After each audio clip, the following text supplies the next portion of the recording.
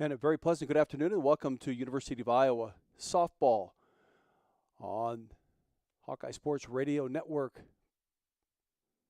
YouTube channel. I'm Jerry Koala. We got a big one for you here this afternoon. The Iowa Hawkeyes and the Northwestern Wildcats set to square off in a Big Ten battle, a big key battle for both of these teams as the Hawks coming in with a 19 and 26 overall record.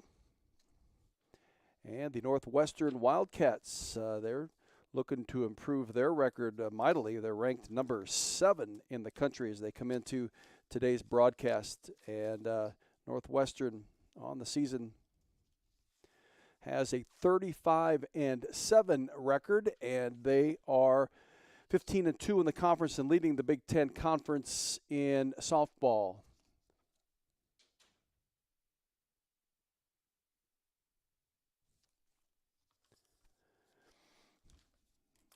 So the Hawks got a big one, a whole weekend worth of activity coming up for the Hawks today, tomorrow, and Thursday or tomorrow and Sunday are vital for the Hawks if they have any shot of getting into the Big Ten Conference tournament that comes up in 2 weeks. The Hawks will finish the season next weekend at home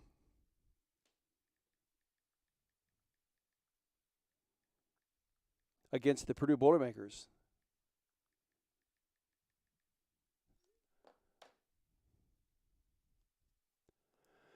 And that could be a key battle as well because Purdue is one of those teams that the Hawks are having to battle for that number 12 spot in the Big Ten Conference tournament. Coming in to today's activity, again, Northwestern at 15-2.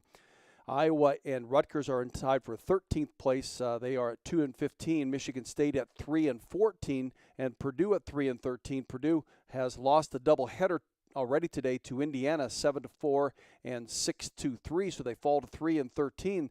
So if Iowa can pick up a win, if not 2 this weekend, that will do themselves a favor going into the home series next weekend against the Purdue Boilermakers. So we await the start of this this softball game between the Hawks and the Northwestern Wildcats. We'll get things underway here shortly.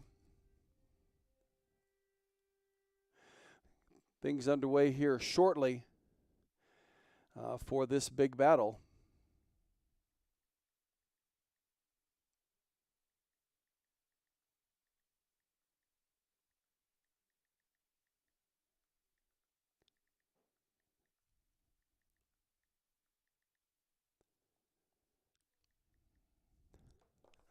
So the Hawks will have their normal lineup, do a few adjustments, though, as head coach Renee Gillespie getting some freshmen some more playing time. She got Bridie Klosterman, the sophomore center fielder, leading things off. Nia Carter, junior right fielder, batting second. And Allie Lecker will be in the circle today, and she is batting third. Kalena Burns at first base, batting fourth. That has been the customary lineup here for the last few weeks. Sophia Morris is up in the number 5 spot, playing shortstop today.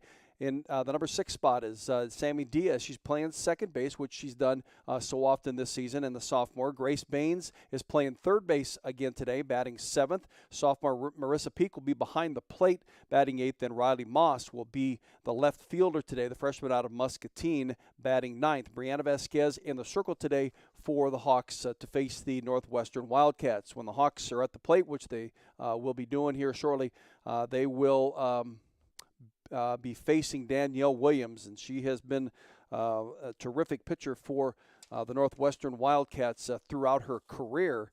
We'll talk about her as we go along, but in each of the 19 and 20 seasons, well, not the 2020 season because of the pandemic, but 2019 she was a freshman of the year and first team All Big Ten. 2021 last year she was first team All Big Ten. So she certainly is one the Hawks will have to try to jump on right away. And they've seen her in the past, not as if they haven't seen her, but they have to be able to put the bat on the ball and make things happen with Danielle Williams. We await the start of this game.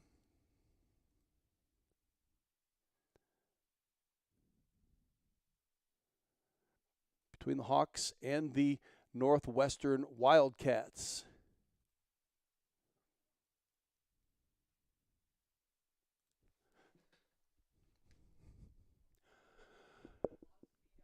So with one out, nobody on, here is Nia Carter lifting one out to right field, and it'll just drop foul down that right field line.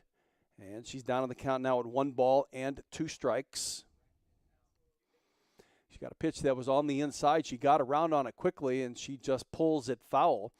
Nice day in Evanston. Temperature in the lower 50s, breezy out of the east, the southeast. Of course, they're right on Lake Michigan, so it'll be a little bit cooler. Here's one that's lifted out into center field, and that is an out for Nia Carter. It's the second out of the top of the first inning.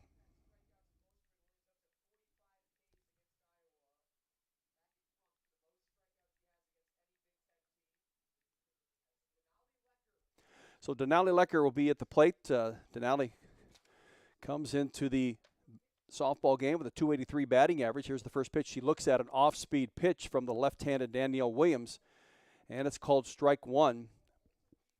Denali with 32 hits and 113 at-bats.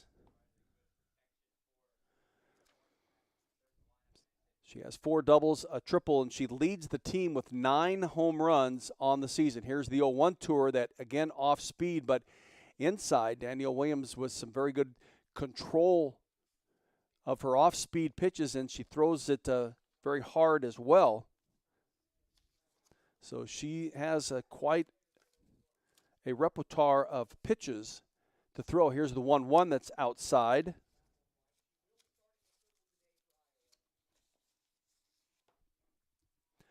Brady Klosterman went down to strikes, went down swinging, so there's 2 gone in the top of the first inning for the Iowa Hawkeyes. Here's the 2-1 from Danielle Williams, one that is a drop ball that Denali gets around on and just barely tips it foul back into the backstop. So again, she's down on the count at 2 balls and 2 strikes.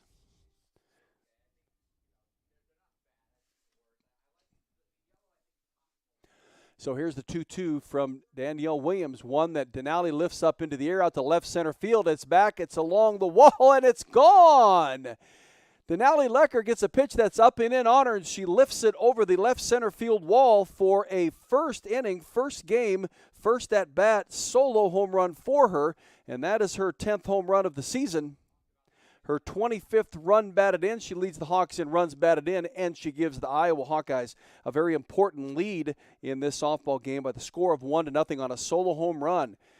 She's really been able to get some pop into that bat, quickly getting around on it, getting the fat part of the bat around and drilling it over the left center field wall. That over and on the outstanding pitcher for the Northwestern Wildcats, Danielle Williams. Now, Williams is no stranger to giving up home runs. That is the 11th home run that she's given up this season. She comes in, though, with a sizzling 1.32 ERA. Here is Kalena Burns stepping to the plate. Kalena with a .248 batting average, 27 hits, 109 at-bats. Williams with 165 innings pitched. The next nearest to her on the Northwestern team is Lauren Boyd at 47. Here is the 1-0. That's an off-speed pitch that Kalena gets around on. And she'll foul it back. And it's 1 ball and 1 strike. Williams with her 22nd start.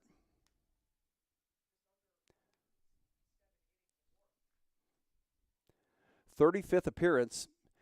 Here is the 1-1 that Kalena gets around on and rips it foul down the left field line. She really been swinging a strong bat in the Iowa State game on Wednesday. She had a long at-bat in that top of that 7th inning, had runners on base.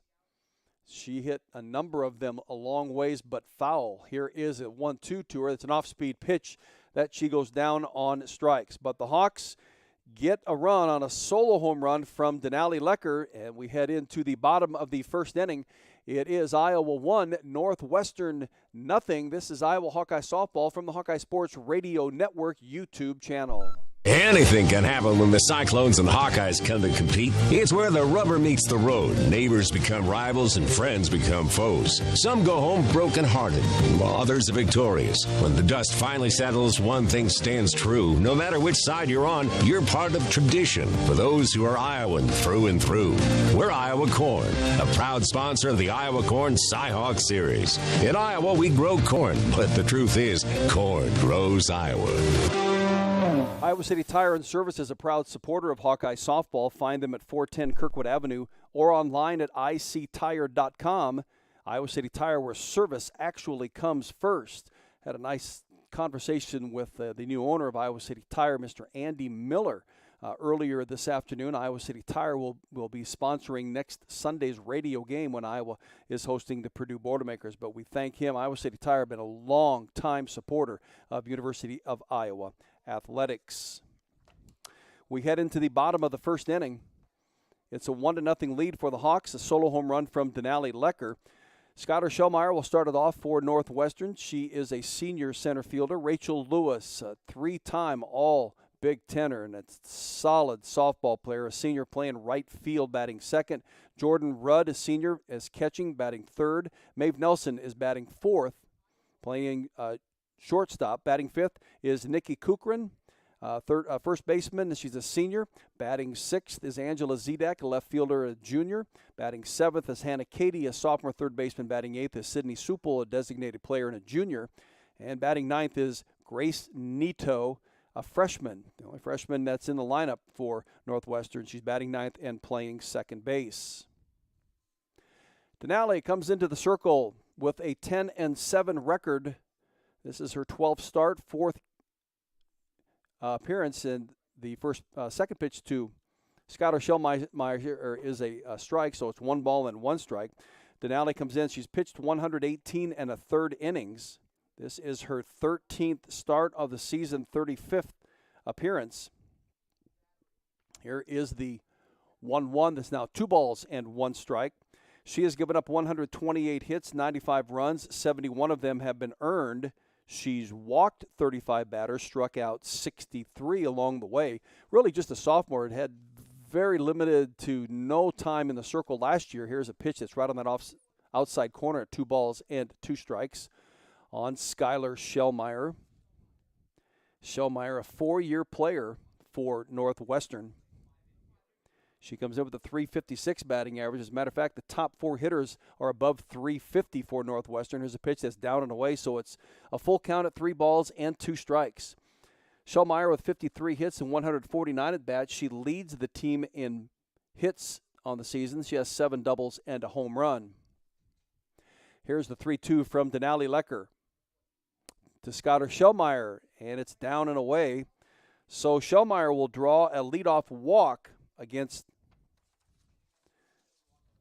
Denali Lecker. And for Denali, it's the 36th base on balls that she has allowed.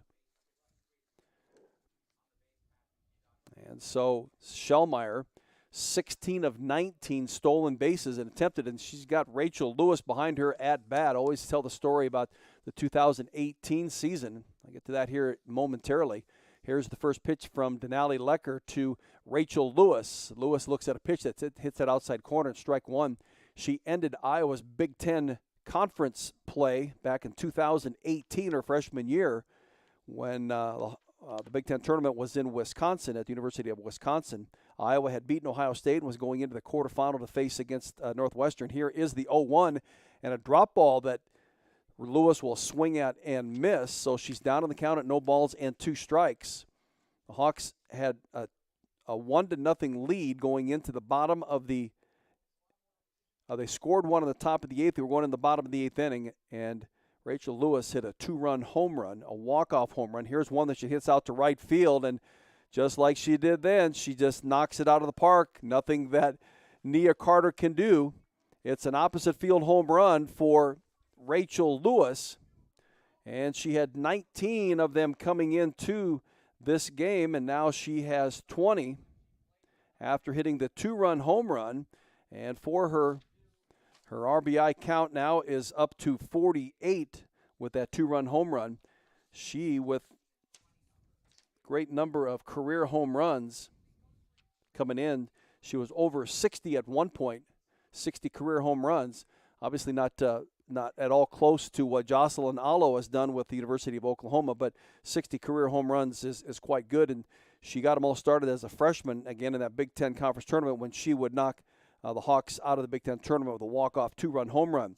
The very next batter is Jordan Rudd, and she'll bounce one right back to Denali Lecker, who throws it over to Kalena Burns for the first out.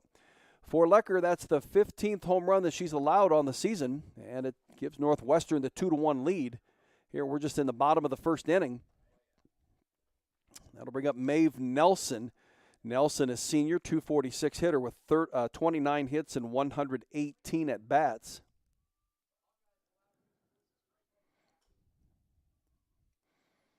Here's the first pitch to Maeve Nelson, a pitch that is up and in, so it's 1 ball and no strikes. They played a year ago in Iowa City, and Northwestern won 3 of those 4 games. Hit the ball very well. Danielle Williams picked up a couple of wins. Here's the 1-0 to Maeve Nelson, pitch that's down and away. Williams picked up the win in Game 1 with 7 innings of no-hit softball. She struck out 6. She did pitch 2 innings in the second game of the 9-7 win. Hawks had a 6-0 lead after 2 innings of that game, and Northwestern would chip away, scored 8 runs in the 5th and 6th innings. Here's one that Maeve Nelson drills to center field, and she knocks this off of Welsh Ryan Arena for a solo home run. Denali Lecker right down the middle of the plate, and Maeve Nelson makes her pay with a solo home run. So now we've got back-to-back home runs, and for Maeve Nelson on the season, that is her 9th home run, 31st RBI, and now Northwestern leads this game 3-0. She got all of that the moment it left the bat. All Briley Klosterman could do was just watch it sail over her head, but it hit almost halfway up the wall at Welsh Ryan Arena. That's how far she hit that softball. And now 3-0 the lead, and Denali Lecker giving up her 16th home run of the season, and now assistant coach Rick Dillinger is out in the circle to have a chat with Denali Lecker and with Marissa Peake. Got to watch where you're throwing the softball around these ladies. Danielle Williams did pick up a second win in the series last year. She went 5 2/3 innings, gave up 6 hits. It was a 7-4 win for Northwestern. They had a 7-0 lead, and Iowa would score 4 in the bottom of the 7th inning, but they could only come up 3 runs short. And then in the 4th game, the Hawks would win that one by the score of 5-2. Williams did not pitch in that game. Lauren Devorah and Lauren Boyd were the pitchers of record. Allison Ducey picked up the win for the Hawks in that 4-game series last year. Again, all of last year was Big Ten Conference games. So it's a 3-1 lead for the Northwestern Wildcats, and it brings up Nikki Kuchran. Here is the first pitch to her. That's a drop ball that falls away. Kuchran, a .368 hitter, 46 hits, 125 at-bats, 6 doubles, 2 triples, and 6 home runs.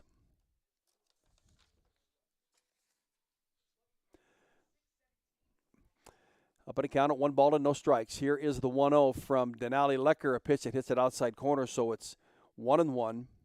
Maeve Nelson was a freshman, first team all-conference performer in 2019. Second team as a freshman, and she made the all-freshman team. And it's a 1-1 count. Here's one that is bounced back into the backstop, so the count now goes to 1 ball and 2 strikes.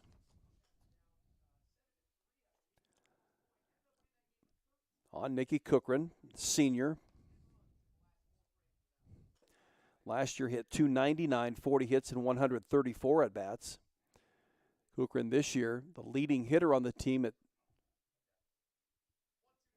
now 375.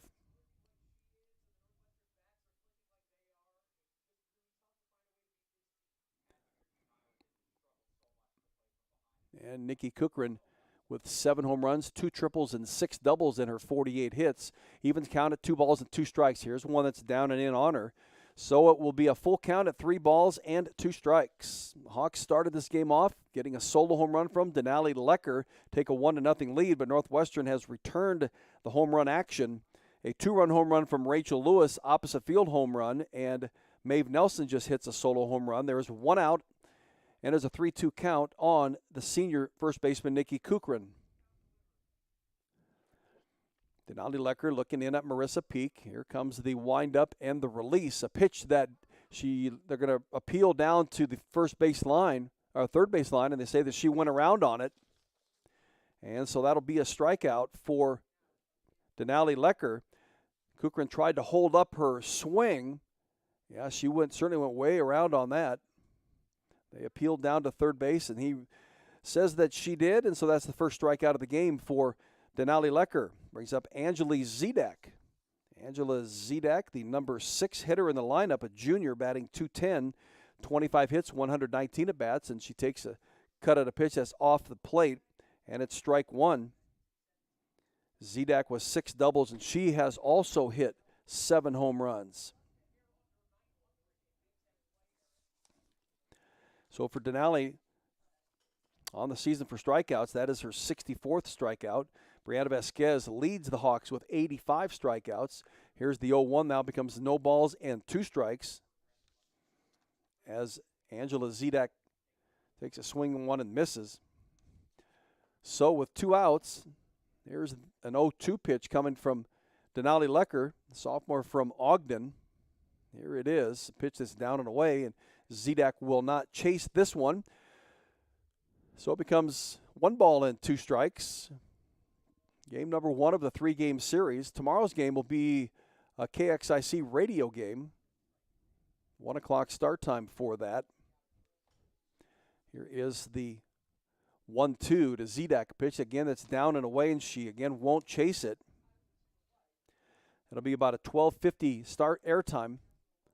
I'll have a chance to talk to head coach Renee Gillespie. Use that to interview during the pregame show. We'll get things set for game number 2, but let's see if the Hawks can get through game number 1, get a win, go to 3-15 on the Big Ten season, and to win strongly in the next 5 games after that. Here's one that's ripped down the third base line that is fair, right over top of third base, and with a stand-up double, it is Angela Zidak.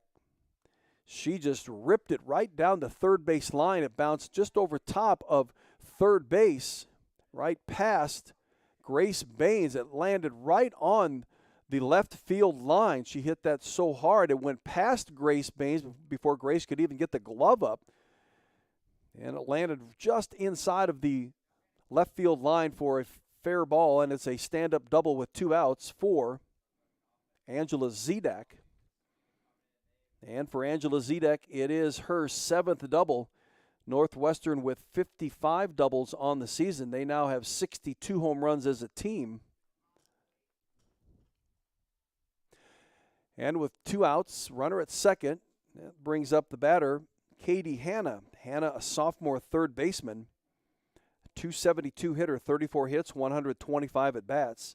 6 doubles, a triple, and she with 6 home runs. Need to be careful with pitch placement in throwing to her. Here is the 1-0, and it's one that's down and in again. So 2 balls and no strikes. Northwestern got 3 runs in their first 4 batters, a 2-run home run from Rachel Lewis and a solo home run from Maeve Nelson before Denali Lecker would get a strikeout. Then Angela Zidak just hits a double. She's at second base. Hannah Cady at the plate. Here is the 2-0 that she'll foul back into the backstop. So it's 2 balls and 1 strike on Hannah Cady. Earlier this week, Northwestern drubbed the University of Illinois Chicago 21-2 in 5 innings. Here's the 2-1 that's down and away. So 3 balls and 1 strike from the sophomore pitcher, Denali Lecker. Got Grace Baines, a sophomore at short. Junior Sophia Morris at third. Junior Sophia Morris at short. Sophomore Sammy Diaz at second, and junior Kalena Burns at first. Here's an off-speed pitch that's fouled back into the backstop again. Freshman Roddy Moss out in the left field. Brody Klosterman, the sophomore, is in center field, and Nia Carter, the junior, in right field. So a 3-2 count on Hannah Cady.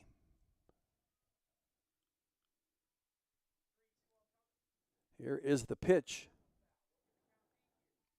That's fouled down the right field line. Will remain foul. And the count stays the same at 3 balls and 2 strikes. Lecker already with 30 pitches in this half inning.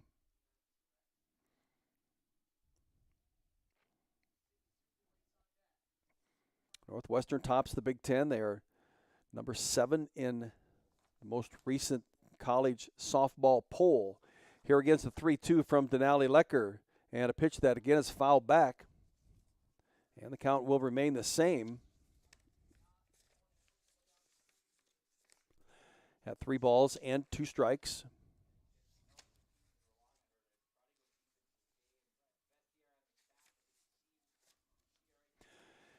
See if Denali Lecker can take her down on this next pitch. Runner at second, 2 outs, 3-1 the lead for Northwestern. Here's the 3-2 again. This one is just down and away. Ball 4.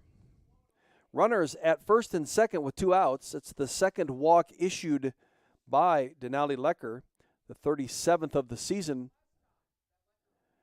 And that will bring up Sydney Supel. Supel, the designated player and a junior, batting .220.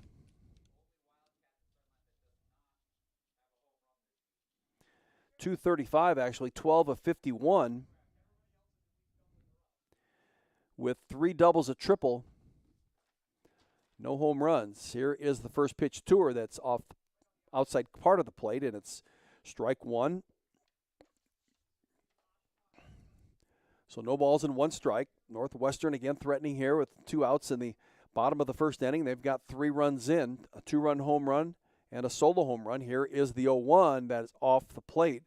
So 1 ball and 1 strike to the junior, Sydney Supel, the number 8 hitter in the lineup.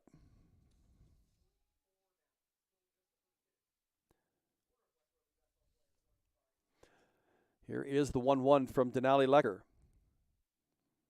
And Super gets around on it, and this time she'll rip it foul down the first base right field line.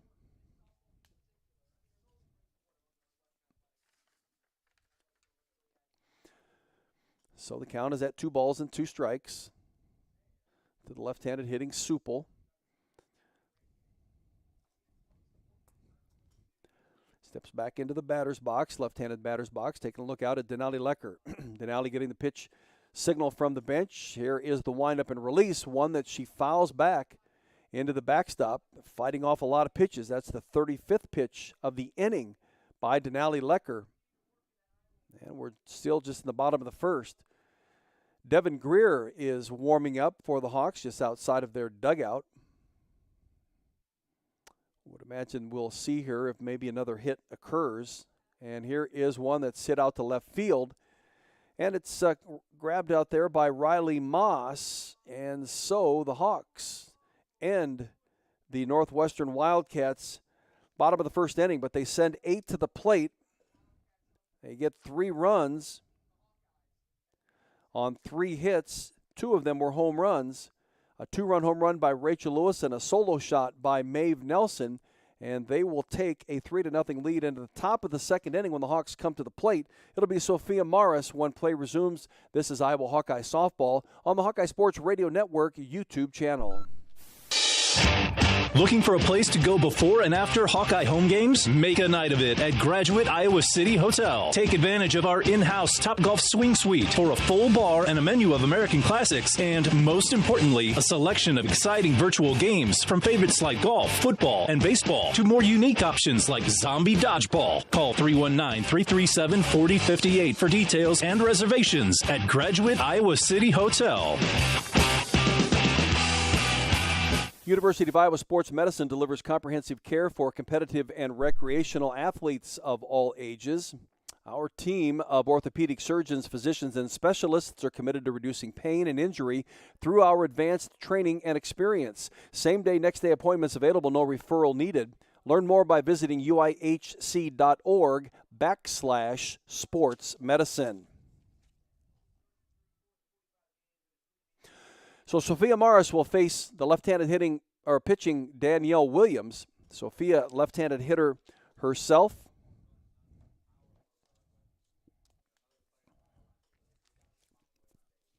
Actually having quite a junior season. Here's the first pitch to her that's called strike one on the inside corner. Sophia, National Junior College Player of the Year last year at Des Moines Area Community College prior to coming to the University of Iowa. Here is the 1-0-1 that now becomes no balls and 2 strikes. An off-speed pitch. Danielle Williams, if she keeps getting calls like that, that would look like it's a little high and a little outside. Certainly was, especially when it crossed the plate where it did. And here is the 0-2 that's now fouled back into the backstop. If Williams can continue to get those calls, she will be very tough to beat today. So no balls and 2 strikes on the junior Sophia Morris. Here is the 0-2 that is bounced off of her leg on a foul.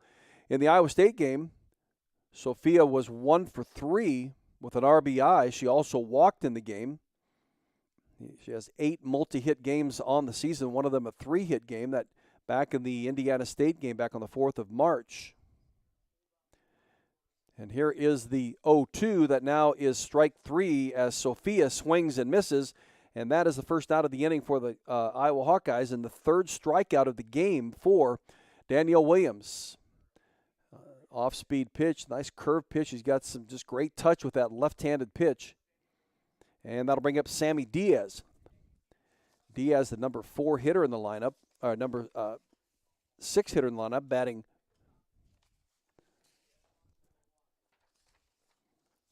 and playing second base.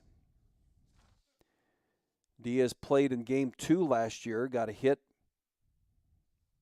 Here is the 1-0 to her that's upstairs. 2 balls and no strikes.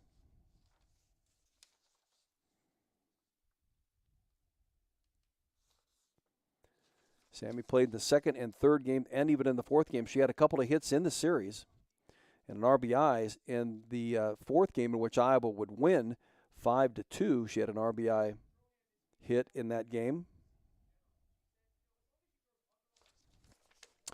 She's down on the count now, up in the count at 2 balls and a strike. Here is the 2-1 that she rips between short and third base. Sammy Diaz with a 1-out single for the Hawks. Didn't play in the Iowa State game on Wednesday. Had a couple of hits in the Illinois series, 2 out of 8 at-bats. And she had 4 RBIs in the series. She had a couple of walks in that. She gets a base hit here in her first at-bat for the Hawks. And she's on first. That'll bring up Grace Baines. Baines, sophomore, playing third base as Sophia Morris has taken over at shortstop. Here's the first pitch to Baines, an off-speed pitch. That is called strike 1. 1 out. Runner at first, and Sammy Diaz and Grace Baines at the plate. Baines, a sophomore from Kansas City, Kansas. Here's the 0-1 to her, an off-speed pitch that's outside, so it's 1 ball and 1 strike. Danielle Williams, player of the week this past week. Her performance last weekend when she won 4 ball games and had 2 shutouts, 3 complete games and 2 shutouts. So just as effective now as she has been in her entire career with the Northwestern Wildcats.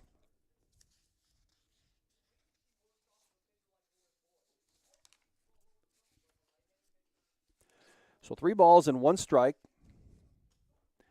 on Grace Baines. Here is the 1-2, and it is now 2 balls and 2 strikes.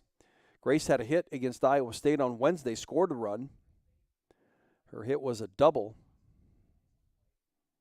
She also struck out in the game. She started third base against the Cyclones, in which Iowa State won the game.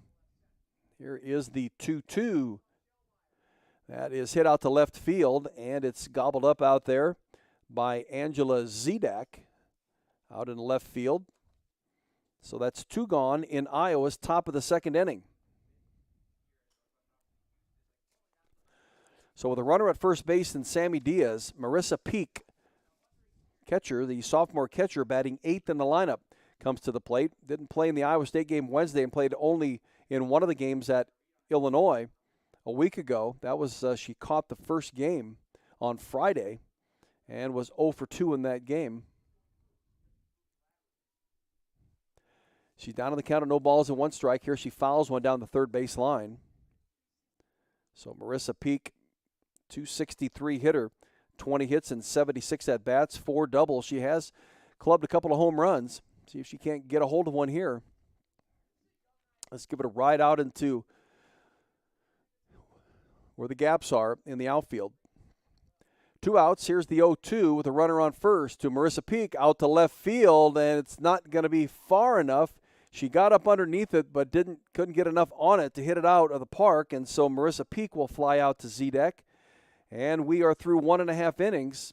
Iowa gets a runner on, can't move her forward, and Northwestern coming to the bat with a number 9 hitter, leading this game 3-1. This is Iowa Hawkeye softball on the Hawkeye Sports Radio Network YouTube channel.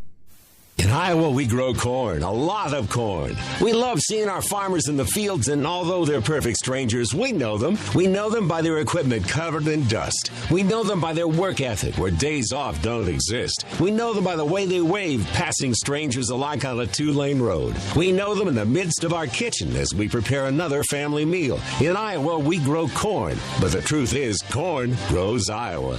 The Iowa corn farmers are proud to be on the sidelines for the Iowa Hawkeyes. Home of the Hawkeyes, Finkbine Golf Course and Bumps Restaurant is open for the 2022 golf season, featuring 18 holes of public golf at Finkbine, as well as handcrafted American fare. Stop by today to enjoy quality golf at Finkbine and food, delicious food at Bumps Restaurant.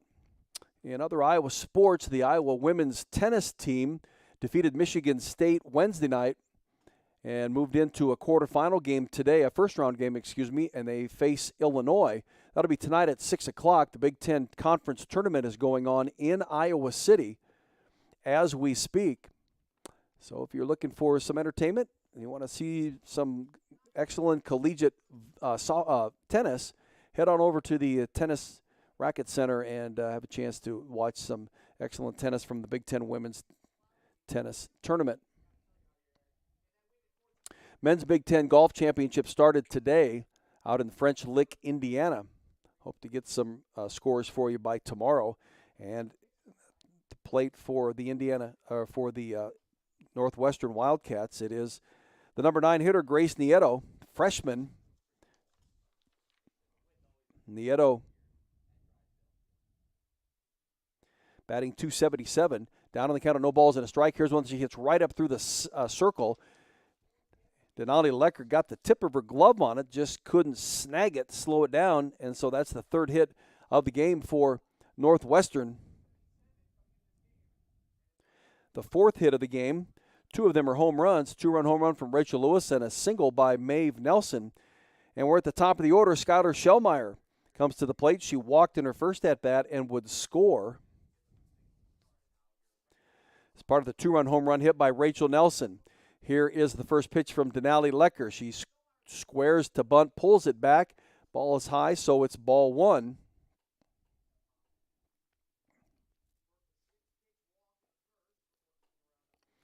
Skylar Shellmeyer, 4-year player, .356 hitter coming into the game. Has no official at-bat as she walked in their first at-bat. 53 hits, 149 at-bats, 7 doubles and a home run. Here is the 1-0 from Denali Lecker, a pitch that's just skimmed down the third base line. Looks like it's going to be foul.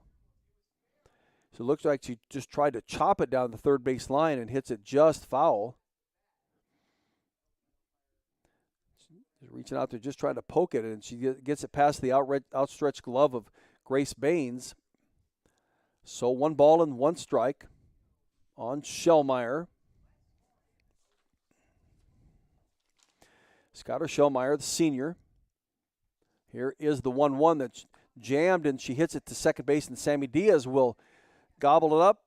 And on to first base, she doesn't have a chance to get the force at second. She takes the easy out. It does move Grace Nieto to second base, and it brings up Rachel Lewis.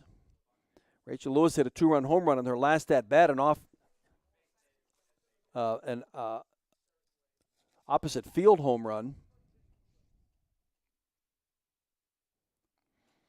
Been quite a softball player for the Northwestern Wildcats. Looking at Denali Lecker. Here's the pitch, and one that's called strike one on the inside corner. Nice spot placement by Denali Lecker. Rachel Lewis batting .362. She's now 47, 128. That home run and hit will raise her batting average. Here's the 0-1 from Denali Lecker to Rachel Lewis. A pitch is down and in. Nice block there by Marissa Peake to keep it from going to the backstop and allowing the runners to advance. Rachel with 6 doubles on the season and a triple to go along with her 20 home runs. She now with 49 runs batted in on the 2-run home run.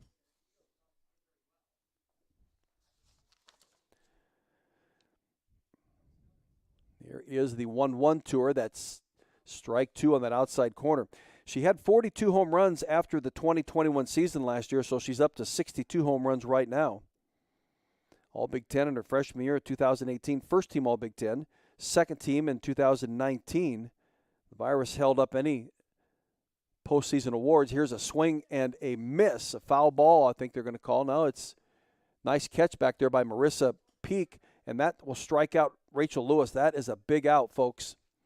A pitch that was down low that she went after, and it actually hit off the ground, bounced up into the air, and caught by Peake.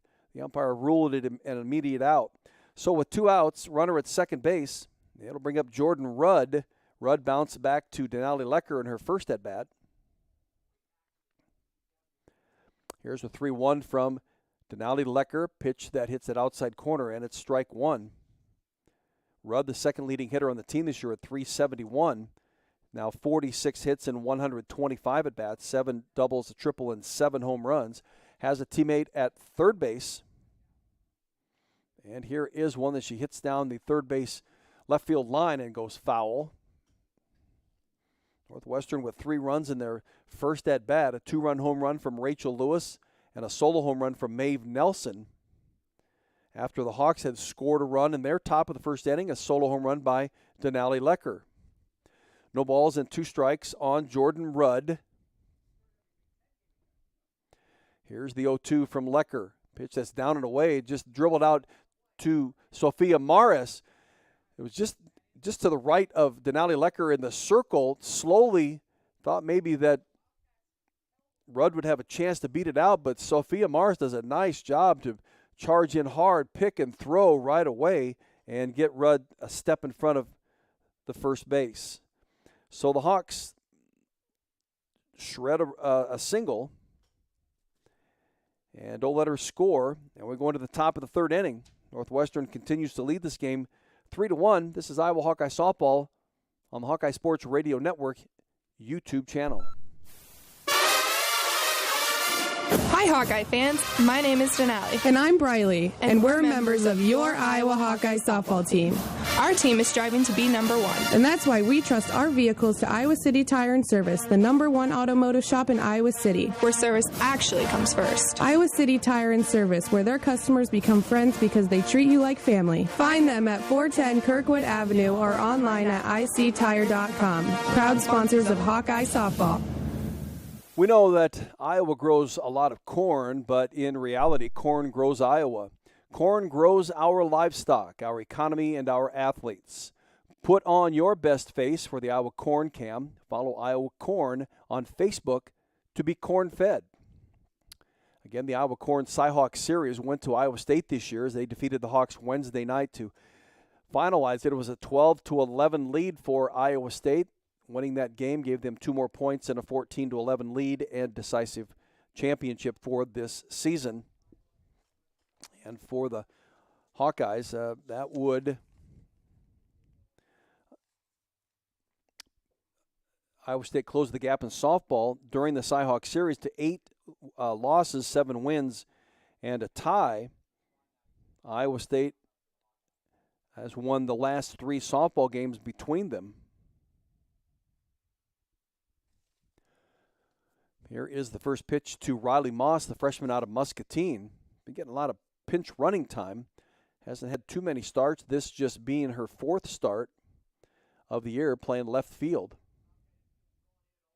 Iowa trailing 3-1. She's the number 9 hitter. Here is the pitch that's outside, so it's 1 ball and 1 strike to the slap-hitting Riley Moss.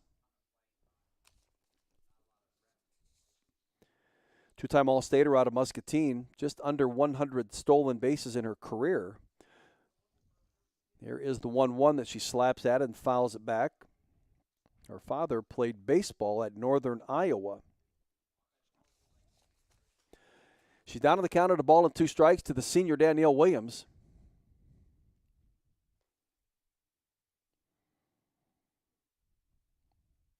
Here's the 1-2 from Williams to Moss, one that Moss will slap swing at and miss, and she's down on strikes.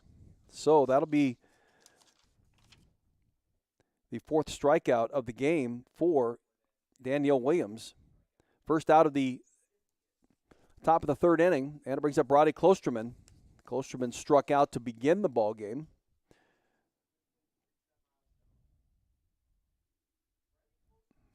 There is the first offering, an off-speed pitch. Nice pitch by Danielle Williams. It froze Brody Klosterman at the plate, and it crossed right over the plate. Had a hit in the Iowa State game. Actually had 2 hits in the Iowa State game, 2 for 3. A run scored and an RBI. Her 9th multi-hit game on the season. Here is the 0-1. That's high, 1 ball and 1 strike. Did not have a hit in the Illinois series. They kind of had her baffled. He was 0 for 13, although she did score a run. Had an RBI. She reached on an error. Here's the 1-1 now that they're going to peel down to the 3rd base line. And they're saying that she did not go around on it. So it's 2 balls and 1 strike on the sophomore out of North Liberty. Prepping at Iowa City Liberty High School. Tremendous high school athlete. Good catch for head coach Renee Gillespie and her coaching staff. Here's the 2-1 from Danielle Williams. One that Brody will lift out in, well, it just popped up to the infield, I guess. It looked to me like she hit it out to center field, but it's popped up to first base where it was taken care of there by Nikki Kuchran. And so that's 2 outs in Iowa's top of the 3rd inning. Brings up Nia Carter, the junior out of Rancho Cucamonga, California. Rancho Cucamonga is east of L.A., out in the valley. Here's the first pitch that she tries to slap bunt at and can't make contact with it, so it's called strike 1. She flew out to center field in her first at-bat.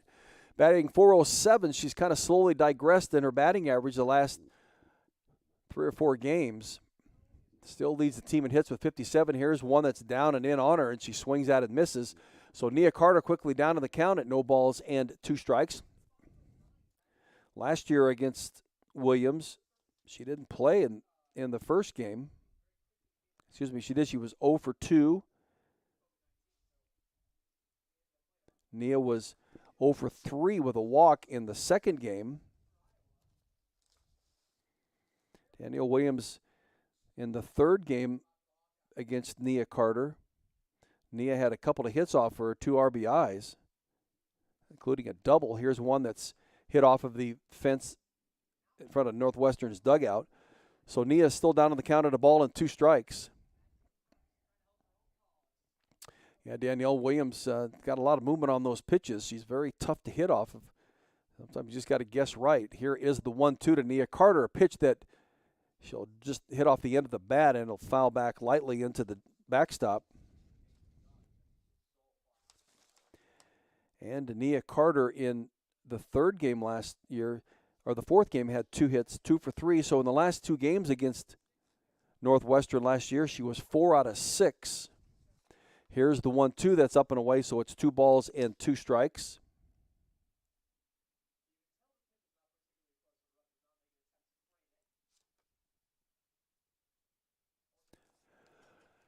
Two balls and 2 strikes now on the junior Nia Carter. Here's the pitch that's up and away.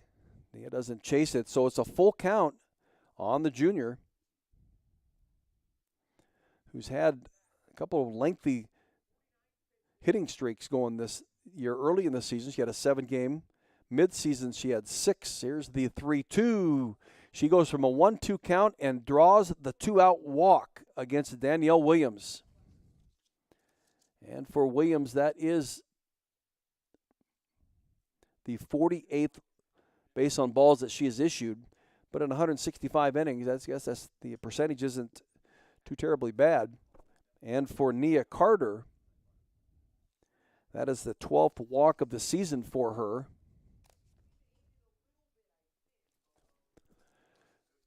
So with 2 out, it brings up Denali Lecker. Lecker gave the Hawks their first run of the game with a solo home run in the top of the first inning. Hit it out in left center field. She has a teammate on in first base in Nia Carter. There are 2 outs. See if the Hawks can make this a long inning.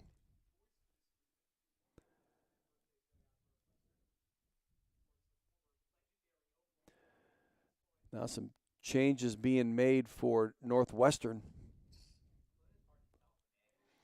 Perhaps even a pinch runner for the Hawks.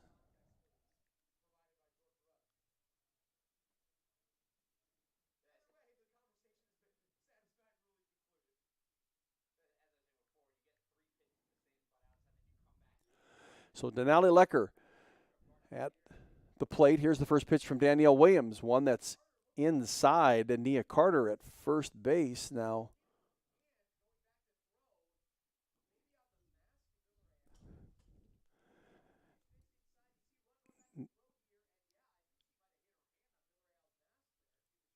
Nia Carter getting back to first base before being thrown upon by the catcher. Now they're looking at the catcher, thinking maybe she had injured her hand or something, and now she's walking over towards the Northwestern dugout.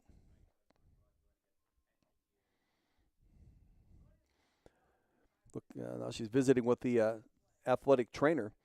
So after today, friends, the Hawks with Northwestern tomorrow. That'll be a 1 o'clock first pitch time, 12:50 on the radio. That's KXIC. And Sunday's game is at noon on Sunday. Then the Hawks will be at Northwestern.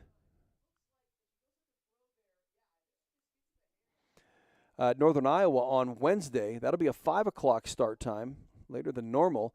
And then the Hawks will host the Purdue Boilermakers in the final 3 games of the regular season next Friday, Saturday, Sunday.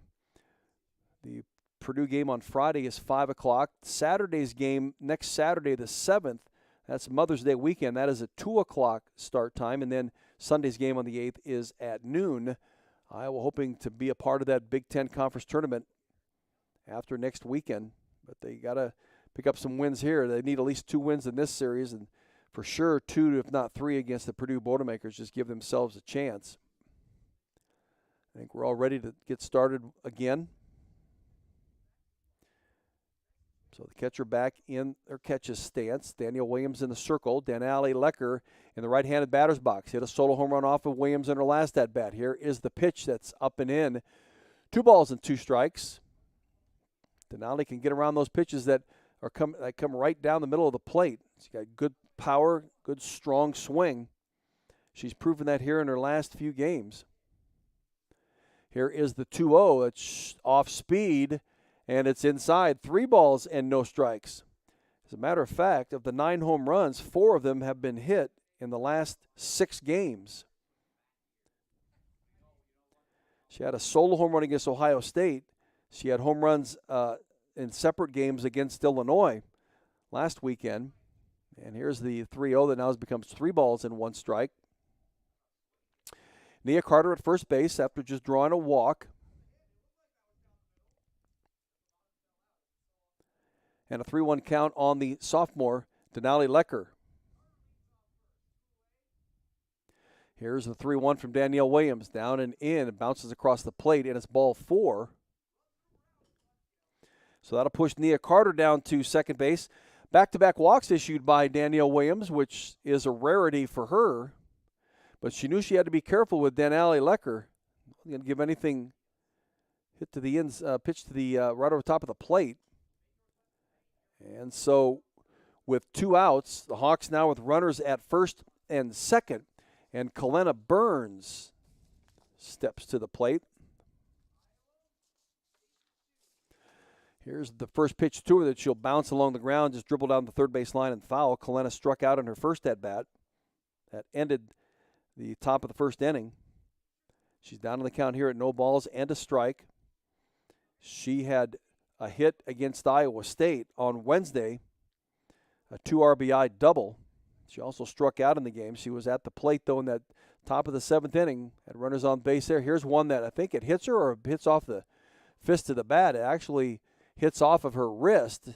Now she will, with a grimace on her face, walk down to first base, and that will load up the bases. So a walk, another walk, and now a hit batter by Danielle Williams will load up the bases for the Hawks. Danielle Williams on the season, that's the 25th batter that she has hit with a pitch. Now they're looking at Kalena Burns at first base, checking out her wrist to be sure that she's okay. Nia Carter there at third. At second base, Denali Lecker. So this is all has happened with 2 outs. They got a strikeout to begin, a fly out by Brody Klosterman for out number 2. Since then has been a walk to Nia Carter, a walk to Denali Lecker, and a hit batter to Kalena Burns. And it brings up Sophia Morris. Big situation here for Sophia. She's looking to put the bat on the ball. She struck out on her first at-bat. Here's the pitch from Danielle Williams, one that's called strike 1. That was a curveball, if you will. Just broke right across the plate. It froze Sophia Morris at the plate. Here's the 0-1 from Danielle Williams. And it's one that's outside. Ball 1, 1 ball and 1 strike. Sophia Morris, the reigning junior college national player of the year last year, led the nation in 6 offensive categories. Count even at 1 ball and 1 strike. Here comes the pitch from Danielle Williams to Sophia Morris. A pitch that hits that outside corner.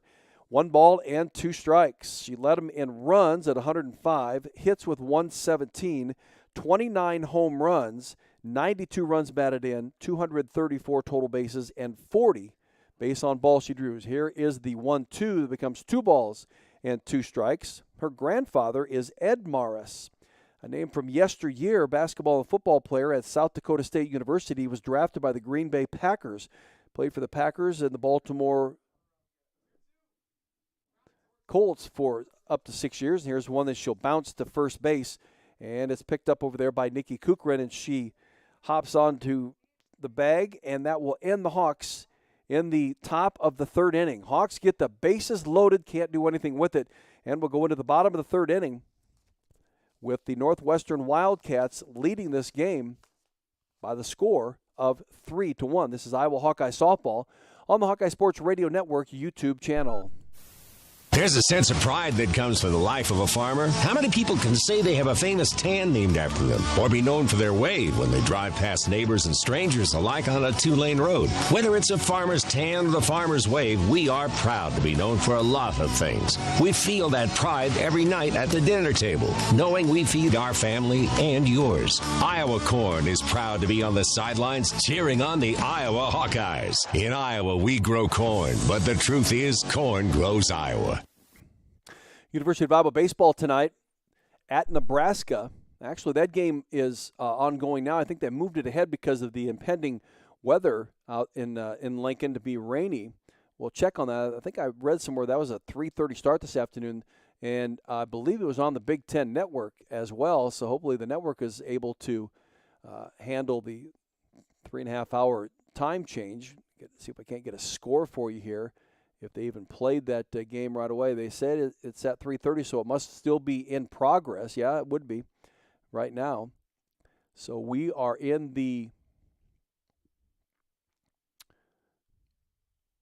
Iowa leading Nebraska 1-0 in the top of the 6th inning. That's Iowa baseball in Lincoln, Nebraska. The Hawks are on a roll after whipping Western Illinois this week on Tuesday. Iowa 24-13 8-3 in the Big Ten. So Maeve Nelson will step to the plate. Maeve with a solo home run in her first at-bat, hit it 2/3 of the way up of Welsh Ryan Arena. Here's the first pitch to her from Denali Leckert off the plate. So it's 1 ball and no strikes. Northwestern leading 3-1. This is the bottom of the 3rd inning.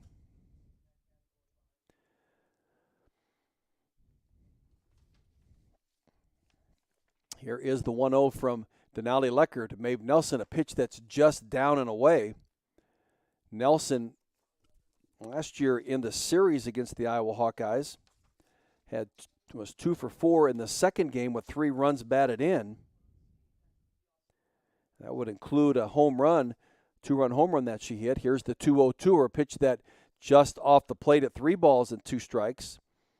She was 4 for 4 in the 7-4 win in game number 3 against the Hawks last year. And in the 4th game, she was 0 for 4. A couple of strikeouts. But she's helped Northwestern with a 3-1 lead here. Now she'll draw and leadoff walk.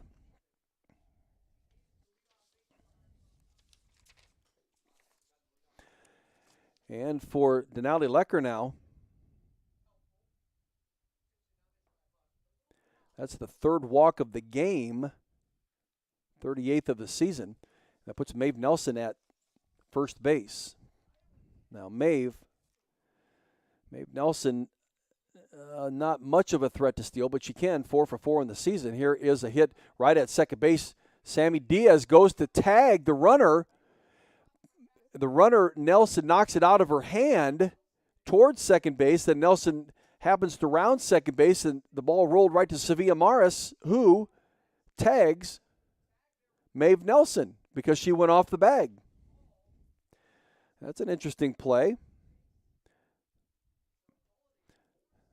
I always try to tell the fielders to use the ball and the glove with your hand on top of it.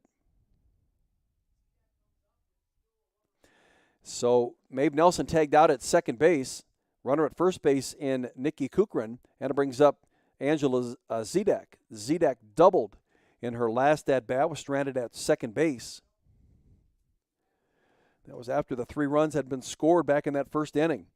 That's where we are right now in the bottom of the 3rd, a 3-1 lead for Northwestern. They got a runner on first base in Nikki Kuchran and 1 out. Here is the 0-1, the 2-hopper to Sophia Morris. She'll get the force on Nikki Kuchran at second base, and they aren't able to make the relay to first to attempt the double play on Angela Zidak.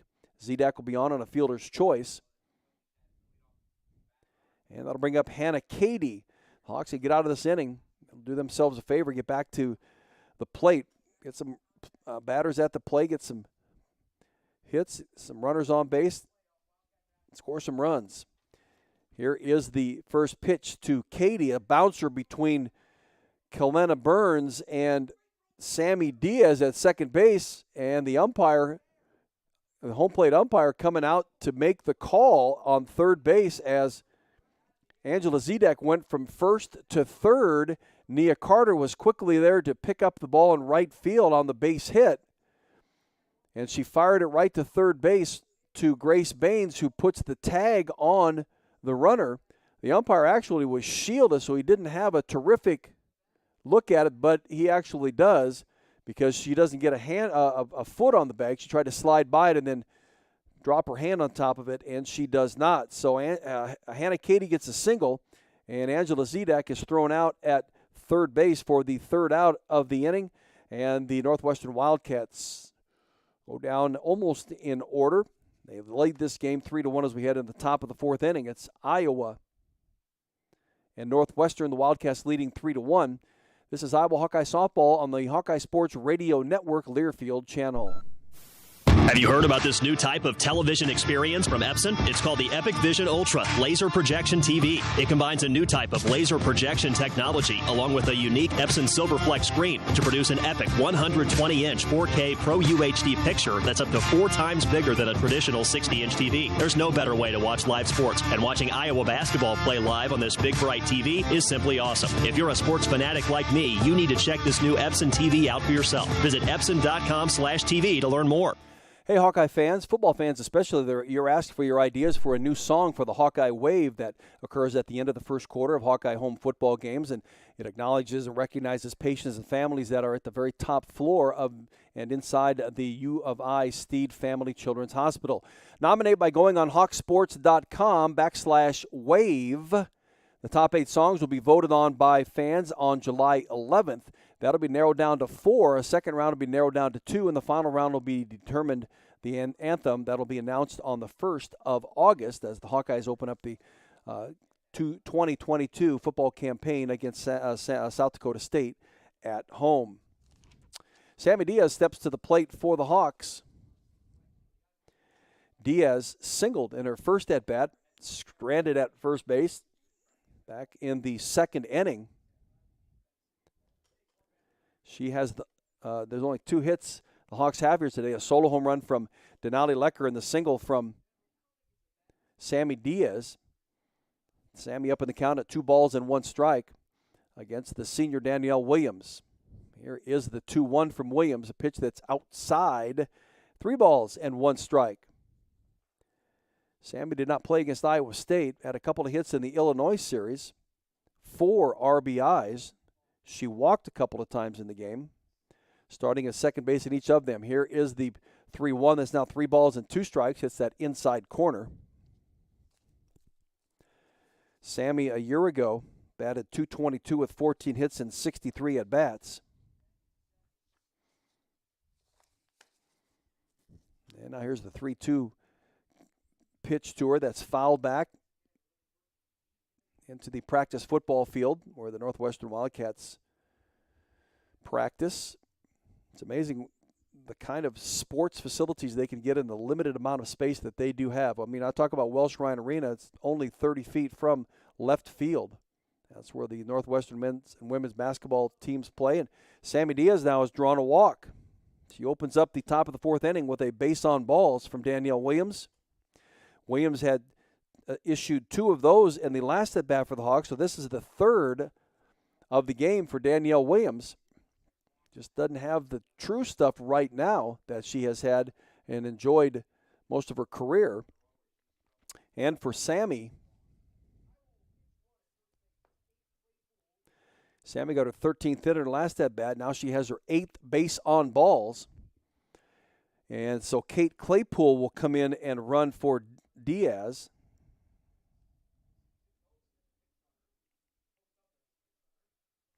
In the top of the 4th inning, Kate Claypool, senior from Des Moines Roosevelt High School, has been used primarily as a pinch runner. Here is a bunt laid down by Grace Baines.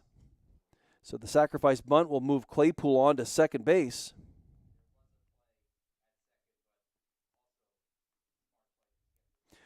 Got the 1 out. Got a runner in scoring position at second base in Kate Claypool. Kate last was in a game at Illinois where she pinch ran in the doubleheader in each of the games there. She scored a run in the second game of that doubleheader. Here is the first pitch to Marissa Peake, which is up and away, so it's 1 ball and no strikes to Marissa Peake. Grace Baines, sacrifice bunt, moved Kate Claypool on to second. Here's the 1-0 from Danielle Williams by Marissa Peake. A high hopper is going right to short. She'll get it on the hop and get Marissa Peake at first base. It does move Kate Claypool to third. And 2 outs in this Iowa top of the 4th inning. A very high hopper, a chopper that was played nicely by Maeve Nelson. Good, nice direct throw across the diamond to get Marissa Peake hustling down to first base. So Roddy Moss now will step to the plate. Roddy, the number 9 hitter in the lineup. See if she can't keep things going. And now it's going to be a pinch hitter for Riley. It'll be Emma Henderson going to step into the right-handed batter's box for the left-handed hitting Riley Moss. Emma Henderson, this will be her 20th appearance. It'll be her 29th at-bat. She does have 4 hits and 29 at-bats. See if she can't connect with one here against Danielle Williams. Here is the first pitch from Danielle Williams to Emma Henderson. It's called strike 1. Emma last batted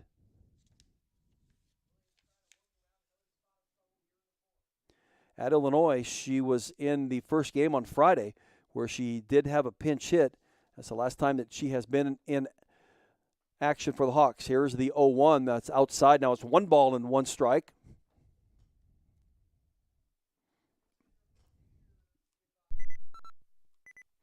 On the freshman from Battleground, Indiana, which is just outside of West Lafayette, Indiana. Here is the 1-1 that she takes a good cut at, but misses. And she's down on the count of the ball and 2 strikes. 2 gone, and Iowa's top of the 4th inning. Kate Claypool standing on third base.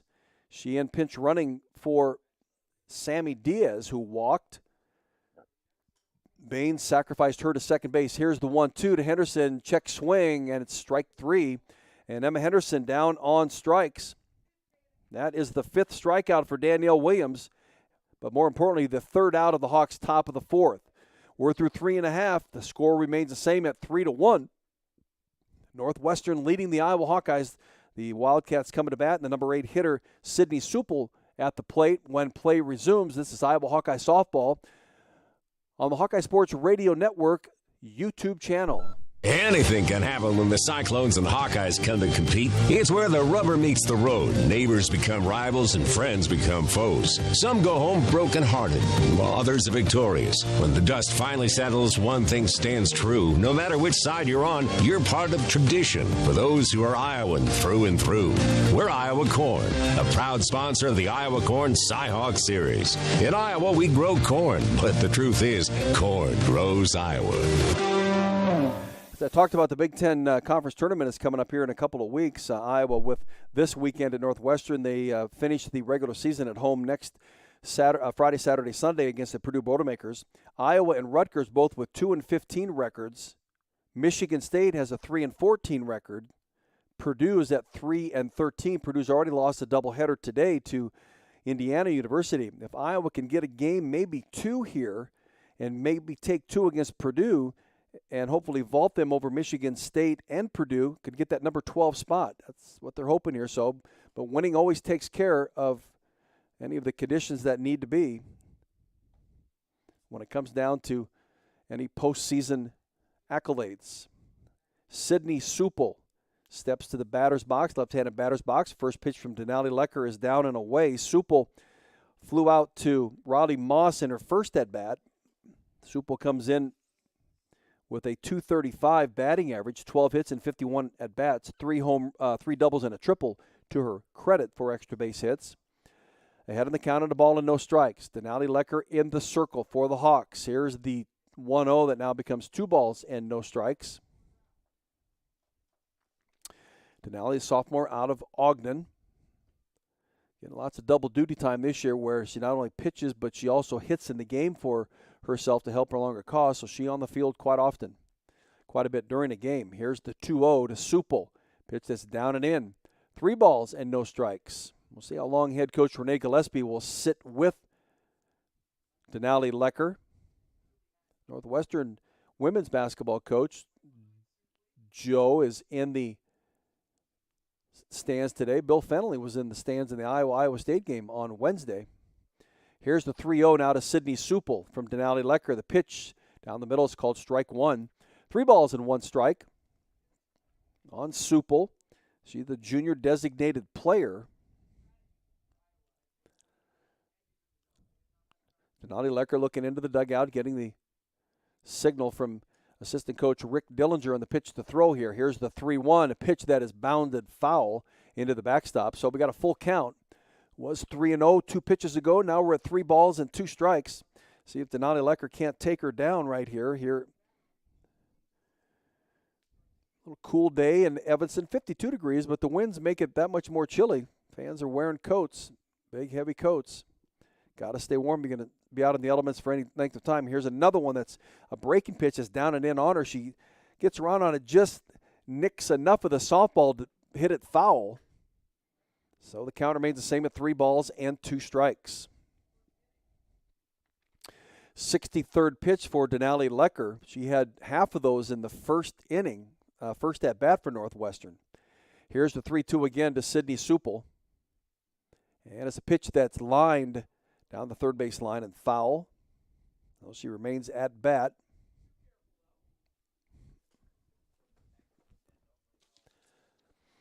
Three balls and 2 strikes. After Supple will be Grace Nieto, the number 9 hitter in the lineup. Here again's the 3-2 pitch from Denali Lecker, and it's one that's hit right up the middle to the right of Sammy Diaz. And so Sydney Supple, with her first hit of the game, will be at first base, and Grace Nieto, who singled in her first at-bat, now will come to the plate. Nice line drive right up through the middle on Denali Lecker. Nieto, 277 hitter, now 29 hits and 102 at-bats. And we got a pinch runner in for Northwestern, and that is Ayanna Lindsay. Ayanna Lindsay, if that name rings a bell to you, it should. She is a freshman from Iowa City, prepping at City High School. Had a terrific high school career there as a pitcher and certainly a field player and at the bat.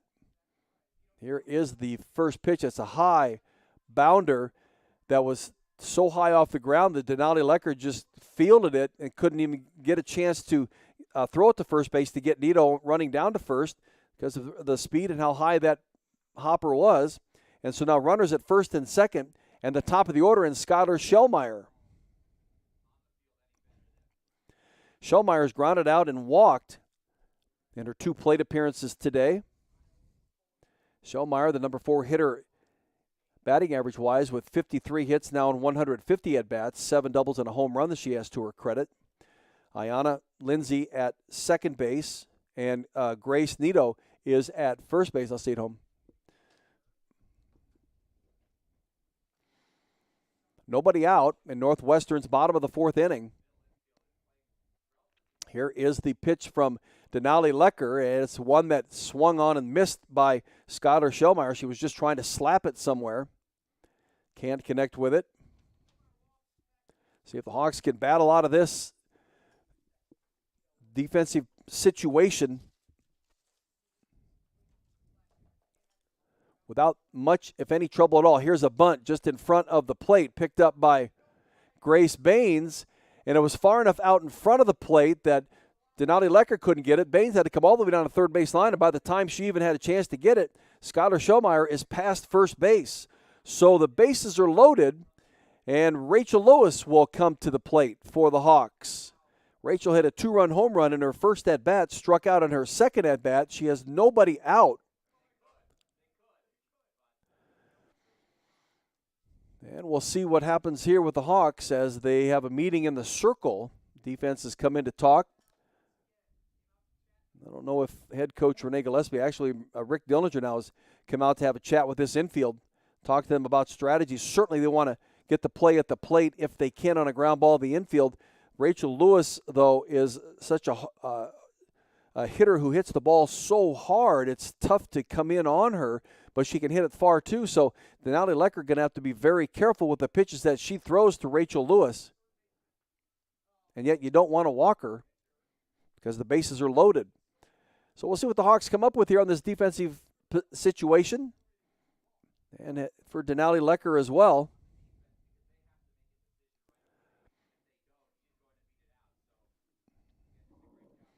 So the conference is over in the circle. Rachel Lewis now will step to the plate.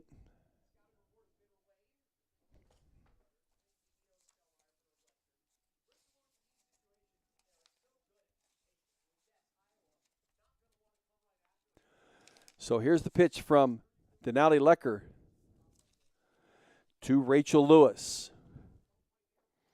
Bases loaded, nobody out. Bottom of the 4th. Here's the pitch that gets away from the catcher Marissa Peake, and it'll bounce far enough and roll far enough that it allows the runner from third, Ayanna Lindsay, to score. And the other two runners move up to second and third. So Skylar Schomeyer will be on second base, and that moves Grace Zito to third base, and Rachel Lewis will have a 1-0 count on her when the next pitch occurs. Here it is from Denali Lecker, a pitch that off the plate, they're going to look down at third base line and see if she went around, and she does not. So it's a 2-ball and no strike count on Rachel Lewis, senior right fielder. She has been a slugfest her entire career, but part of some excellent teams at Northwestern in the last 5 years. Here is the 2-0 to her. That bounces again in front of Marissa Peake, a drop ball. That's ball 3. Almost to the point where you might as well just walk her. Don't even give her a chance to hit. I don't think she'll have the green light here. I think they're going to require Denali Lecker to throw a strike before she takes a swing. Here is the 3-0, and it's a pitch that's down and away. Ball 4 to Rachel Lewis. That'll load the bases up for Jordan Rudd. Rudd, 0 for 2 on the day, 2 groundouts. The number 2 hitter in the lineup, so she's certainly very capable. 46 of 126 on the season, 7 doubles, a triple. She has 7 home runs herself. So the Hawks going to have to be careful with her. Jordan Rudd was a first-team All-Big Ten performer back in 2019, and obviously the all-freshman team too. And she was an All-Big Ten first team a year ago. She's down on the count at no balls and a strike. On to Denali Lecker. Bottom of the 4th inning, bases loaded. Northwestern leads this game 4-1. Ayanna Lindsay scored moments ago on a wild pitch from Denali Lecker. Here is the 0-1 that's off the plate. 1 ball and 1 strike.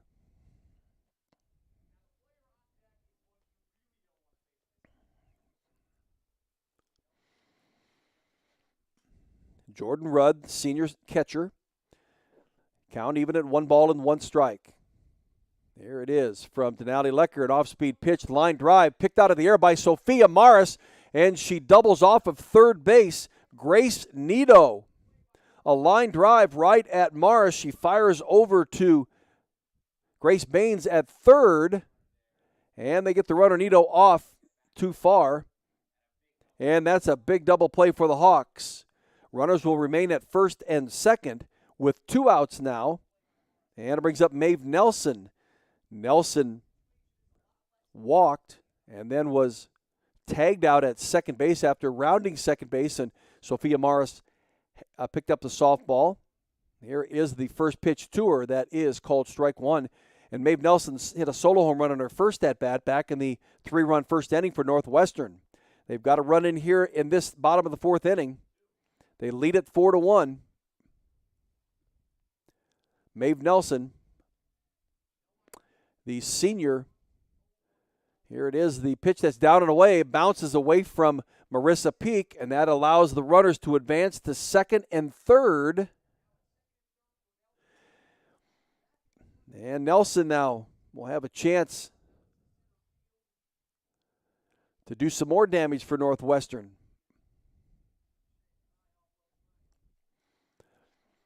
A 1-1 count on her.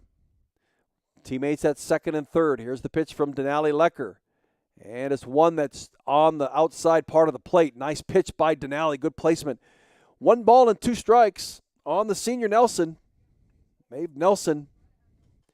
She, a 4-year player, just batting .250 coming into the game, but 31 of 122 now as she hit her 9th home run of the season back in the first inning. Here's one that she'll line right at Sammy Diaz. Diaz down fundamentally, picks it up and throws to Kalena Burns at first base. And that will end Northwestern here in the bottom of the 4th inning. Iowa does a great job to keep it to 1 run scored.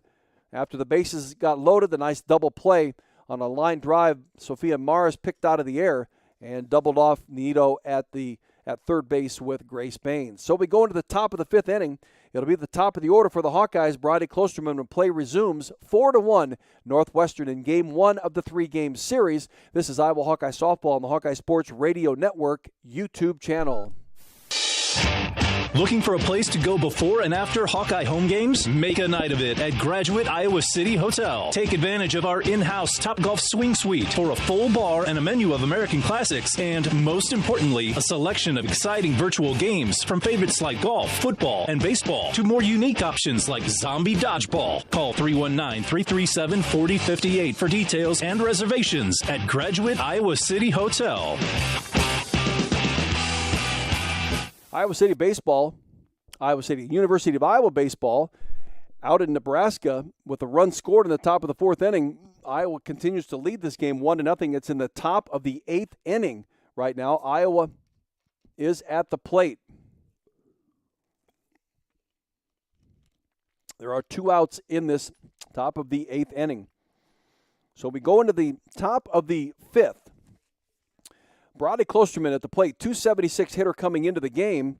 She is 0 for 2 with a pop-up to first base and a strikeout.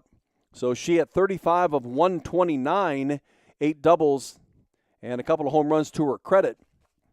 And it been in somewhat of a hitting slump. Although she did have 2 in the Iowa State game, she did not have a hit in the Illinois series. Working against Danielle Williams. Here's the first pitch to her that's down and in, so it's ball 1. 4-1 the lead for Northwestern. This is the top of the 5th inning. This is the first game of the 3-game series. Tomorrow will be a radio game on AM 800 KXIC. Here's the 1-0 that Riley hits right up the middle. Nice play by Maeve Nelson, but she can't make the play. She fielded it well behind second base and just tried to make a miraculous turn and throw, but by that time Bridie Klosterman is across the bag and has her first hit of the game. I'll bring up Nia Carter. Nice piece of hitting there by Bridie Klosterman. She reached out and poked this with just the end of the bat, scooted down first base line. So Nia Carter will come to the plate. Nia walked in her last at-bat and flew out to center field in her first at-bat, so she's 0 for 1 of the day. She ended up at third base in her last at-bat. She has a teammate in Bridie Klosterman at first. Here's the first pitch from Williams. She looked like she wanted to bunt, saw the pitch down and in. Pulls the bat back, and it's 1 ball and no strikes. Nia has had really a nice season. She didn't have a hit in the Iowa State game, 0 for 4, but did score a run. Here is the 1-0 to her that she bunts out and down the first base line. It goes foul. Danielle Williams will pick it up. So it's 1 ball and 1 strike. Nia, to start the season, hit safely in her first 13 of 15 games played. On the season, she has 17 multi-hit games, a 5-hit game, which tied a single game hit record with 3 other Hawkeyes, a 4-hit game and a 3-hit game, and all the others she has 14 2-hit games. So having a terrific season as the number 2 hitter. Here's the 1-1 that's pitched inside to 2 balls and 1 strike.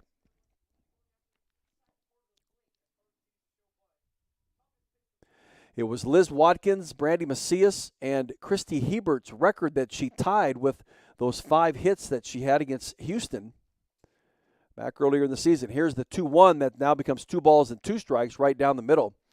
Nobody out in Iowa's top of the 5th inning. Bridie Klosterman just starts it off with a single. She on first base.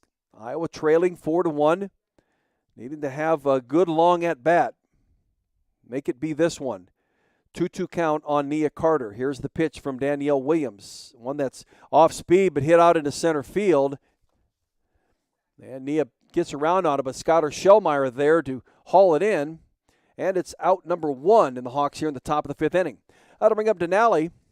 Denali Lecker walked in her last at-bat and hit a solo home run back in the top of the 1st inning. That's the run that the Hawks have here in this game. She has a teammate in Bridie Klosterman at first base. We'll see what Denali can get done here in this at-bat.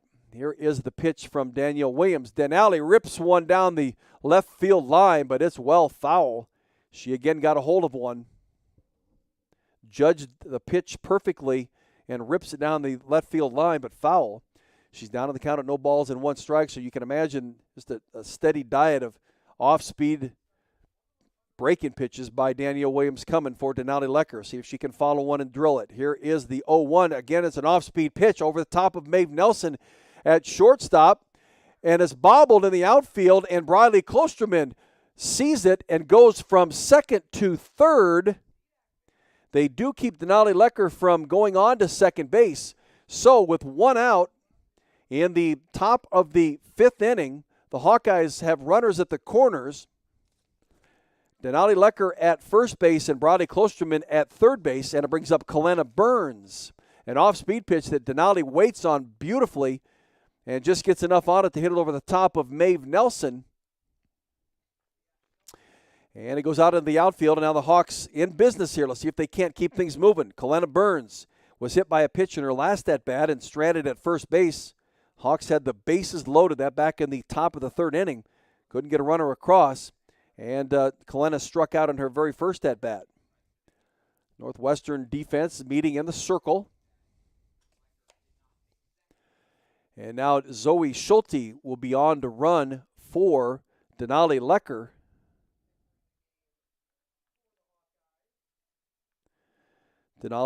Zoe Schulte has seen plenty of action as a pinch runner for the Hawks this year. This will be her 24th time as a pinch runner.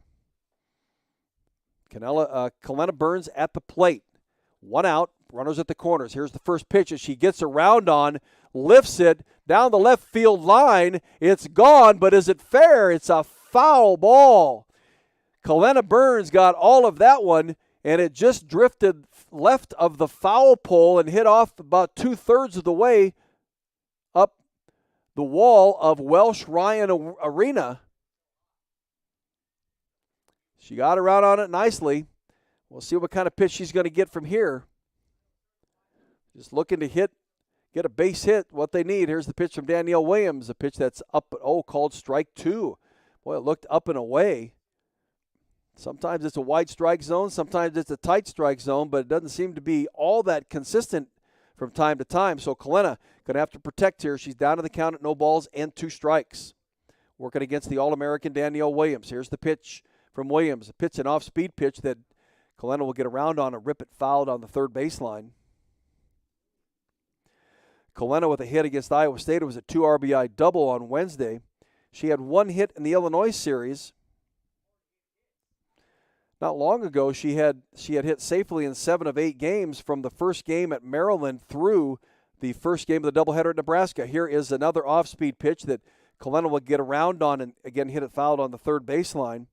And since that 7 of 8 hitting streak, which included a 6-game hitting streak, including today, she's hit in 4 of 9 games. So not all that terribly bad. She's really been swinging a good solid bat. Here is the 0-2 that's just off the plate. 1 ball and 2 strikes. Hawks trailing 4-1. They got runners on the corners at first and third. We're in the top of the 5th inning. 1 out. And Kalena Burns at the plate with a 1-2 count on her. Here comes the pitch from Danielle Williams, and off the plate, excuse me. And it's a 2-2 count, and on the play, Zoe Schulte heads down to second base and swipes second base. Great play by Zoe. She beat the throw and the tag, and for Zoe Schulte, that is her first stolen base in her 2nd attempt. But she in scoring position. Here's another one that's ripped down the 3rd base line by Kalena Burns. So the runners, no force in play on a ground ball for the Hawks. They have 1 out. Kalena Burns at the plate with a 2-2 count on her. This is Zoe Schulte at second base. Briley Klosterman at third base. And a good long at bat going on here for Kalena Burns. See if she can't get the right pitch. Drive one. Here's the 2-2 from Danielle Williams. And Kalena Burns, a pitch that's down and in, but she goes after it, just has to be protective. And she'll foul it down the right field line this time. So, again, the count remains the same at 2 balls and 2 strikes. Top of the 5th inning, 4-1, Northwestern with the lead. Runners at second and third for the Hawks.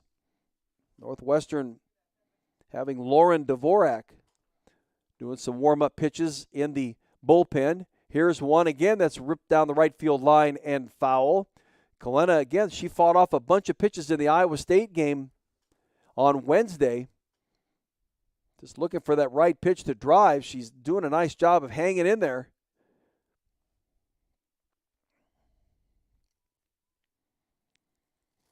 Keeping these at-bats. Let's see if she can't make one go between left and right field lines. Here's the 2-2 again from Danielle Williams. The Kalena Burns down and in, bounces off the catcher, and here comes Brody Klosterman going to score from third base. It'll be a wild pitch off of Danielle Williams as it bounced about 2 feet in front of the plate and off of the chest of the catcher. And the catcher is Jordan Rudd, and bounced well away from her towards the Hawkeye dugout, and Brody Klosterman did not hesitate as she races down the third base line to score to make it now a 4-2 ball game. That moved Zoe Schulte up to third base, and again with just 1 out, Kalena Burns at the plate with a full count on her. Here's the pitch from Danielle Williams, a pitch that hits her again, and Kalena waltzing down to first base, the second time that she's been hit with a pitch in consecutive at-bats. And now, meeting of the minds for Northwestern as they come into the circle. It hit her on the left thigh. And so Kalena Burns will head down to first base. And at third base is Zoe Schulte. Sophia Morris at the plate for the Hawks. See if Zoe can continue the misery here for Danielle Williams in this pitching at bat, this pitching situation.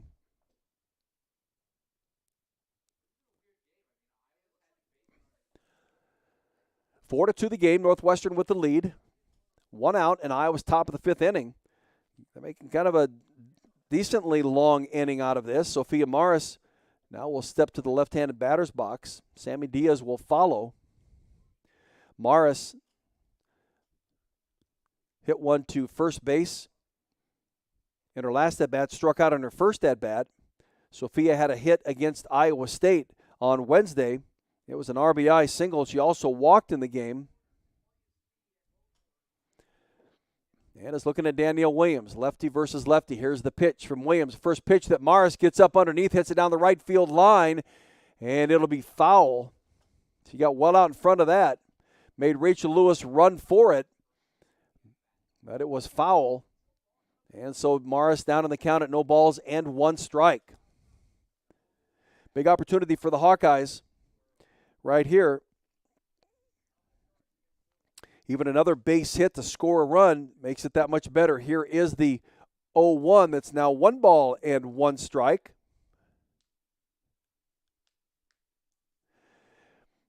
Count even. Zoe Schulte at third base. Kalena Burns at first. Morris at the plate. Here is the 1-1. A pitch that's down and away. 2-1 strike. Good hitting pitch right here. Williams is going to have to come to Morris. At least give her somewhat of a decent pitch to hit.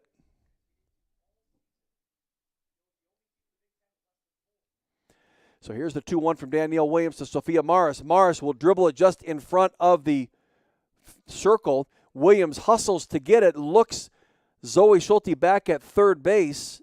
It moves Kalena Burns on to second, but she does get the out recorded at first base. And that's the second out of the inning.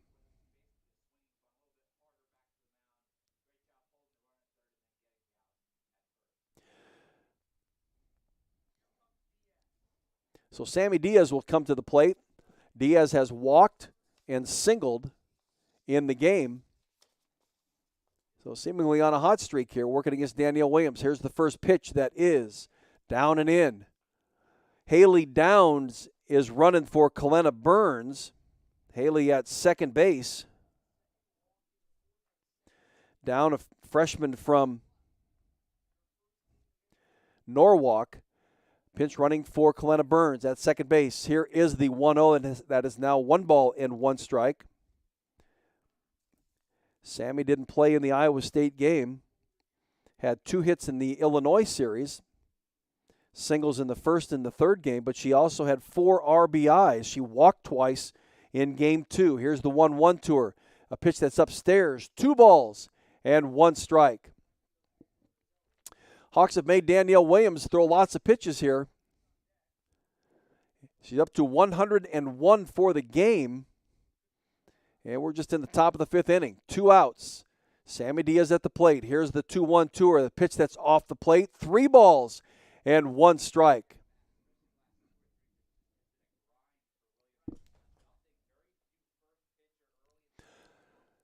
So a 3-1 count to Sammy Diaz as she steps back into the right-handed batter's box.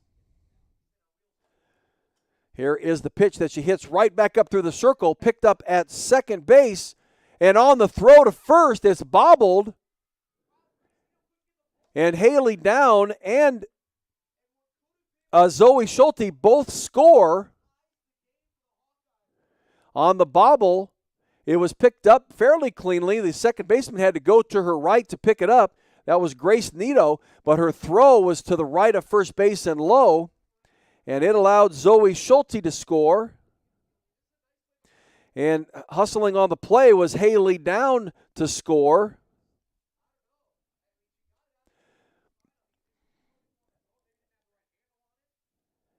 And now we've got a 4-4 ball game. Sammy Diaz will be on due to error on the second baseman. And it'll bring up Grace Baines.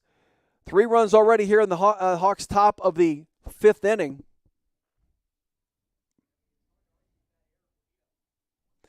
And it's Grace Baines. Here's the pitch from Danielle Williams. One that's an off-speed pitch that's called strike 1. Grace is 0 for 2 on the day. She bounced back to Danielle Williams in the circle. Actually, it was a sacrifice bunt. And she flew out to left field on her first at-bat. Here's the 0-1 to her that she gets around on and fouls it at the plate. So it's no balls and 2 strikes.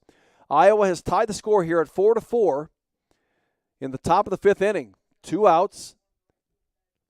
0-2 count on Grace Baines. Here's the pitch from Danielle Williams. One that Baines gets around on right to third base.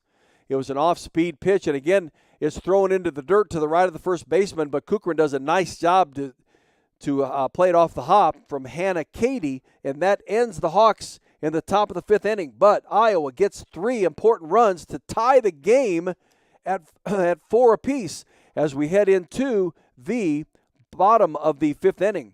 Iowa 4, Northwestern 4. This is Iowa Hawkeye Softball on the Hawkeye Sports Radio Network YouTube channel. In Iowa, we grow corn, a lot of corn. We love seeing our farmers in the fields, and although they're perfect strangers, we know them. We know them by their equipment covered in dust. We know them by their work ethic, where days off don't exist. We know them by the way they wave, passing strangers alike on a 2-lane road. We know them in the midst of our kitchen as we prepare another family meal. In Iowa, we grow corn, but the truth is, corn grows Iowa. The Iowa corn farmers are proud to be on the sidelines for the Iowa Hawkeyes. Iowa City Tire and Service is a proud supporter of Hawkeye Softball. Find them at 410 Kirkwood Avenue in Iowa City or online at ictire.com. Iowa City Tire, where service actually comes first.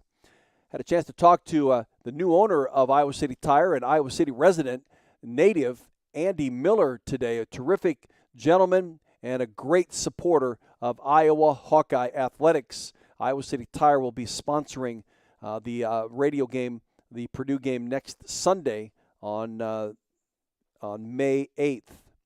That'll be Purdue, Iowa next Sunday, sponsored by Iowa City Tire. Well, we head into the bottom of the 5th. Nikki Kuchran, the number 5 hitter, 0 for 2 on the day, comes into the batter's box, left-handed batter's box. the leading hitter on this team, coming in at 375. Here's the first pitch to her that she hits right at Kalena Burns, and Burns to her right played it and bounced off her glove and rolled a little bit more to her right. She had to quickly pick it up and dive over to get the tag on the base to get that first out. Nice job by Kalena Burns as she beats Nikki Kuchran to the bag, and it's the first out of the bottom of the fifth inning. Angela Zidak now will step to the batter's box in the 4-4 game. Zidak was thrown out at third base. She reached on a fielder's choice in her last at-bat and tried to go to third base on a hit to right. Looks at a pitch that's down and away. She doubled in her first at-bat back in the third inning when Northwestern scored their first 3 runs. We're at 4-4. It's the bottom of the fifth inning and 1 out in Northwestern's at-bat. Here is the 1-0 from the Denali Lecker. One that's hit out to right center field. What a line drive shot that is, and it's going to be another double for Angela Zidak. She hit a heck of a line drive shot right to the left of Briley Klosterman. She got all of this one, and she drills it out to the wall. Briley able to get around on it. They really kind of had a play at second base. That's how hard that ball was hit. And so for Zidak, that is her second double of the game. And Angela Zidak with 8 doubles on the season. 1 out, runner at second base, and it brings up Hannah Cady, sophomore third baseman. Cady is 1 for 1 with a walk. Here's one that goes right up the middle. And rounding third and coming in to score is Angela Zidak, and an RBI single for Hannah Cady. Back-to-back hits for Northwestern. They regain the lead at 5-4, and it brings up Sydney Supel. We'll see how long head coach Renee Gillespie will stay with Denali Lecker at this point. I don't think she's looking to make any moves yet. I mean, she has her options. She's had the Devin Greer warming up a while ago. She got Brianna Vasquez warming up a little bit now as Marissa Peake out to speak with Denali Lecker in the circle. I believe maybe head coach Renee Gillespie out talking to the home plate umpire, thinking about making a move here. Nothing yet has been decided. So Denali going to stay in the circle. Brianna Vasquez is warming up. 5-4 the lead for Northwestern. Iowa put an excellent effort in the top of the fifth inning to score 3 times to tie the game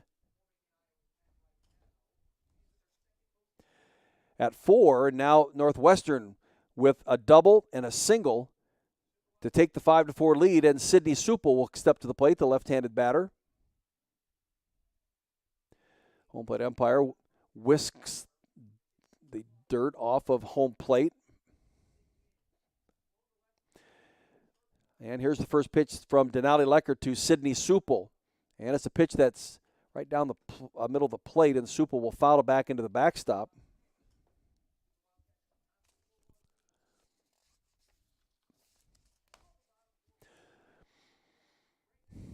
Hannah Cady just singled an RBI single that scored Angela Zidak to make it a 5-4 game at first base. Here's the 0-1 to Supel. Nice pitch by Denali Lecker. It's no balls and 2 strikes. There is 1 out in Northwestern's bottom of the fifth inning.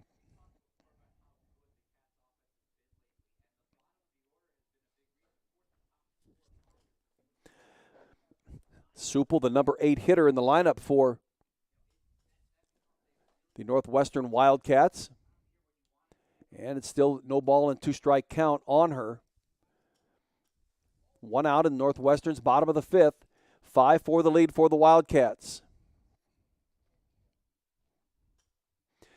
Here is the 0-2 from Denali Lecker. See if she tries to go right at her with this pitch. She does. Supel fouls it down the left field line and out of play.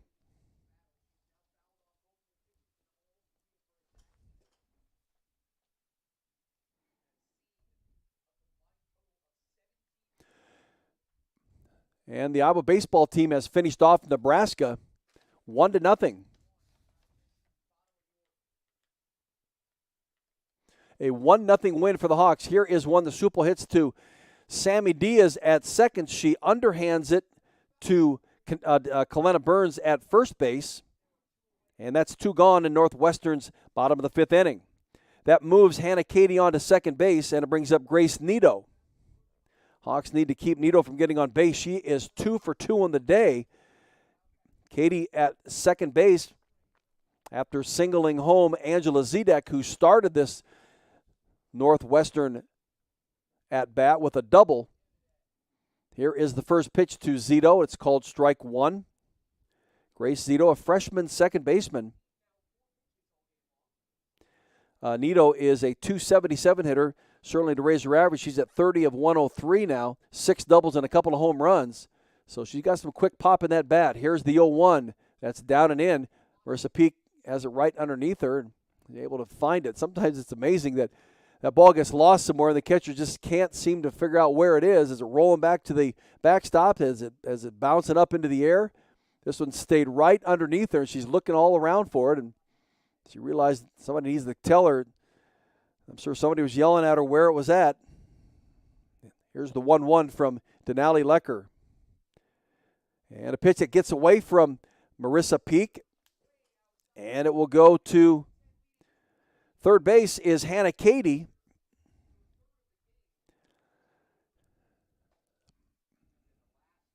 I guess that pitch is going to be a wild pitch. It's the one that it bounced just in front of the plate.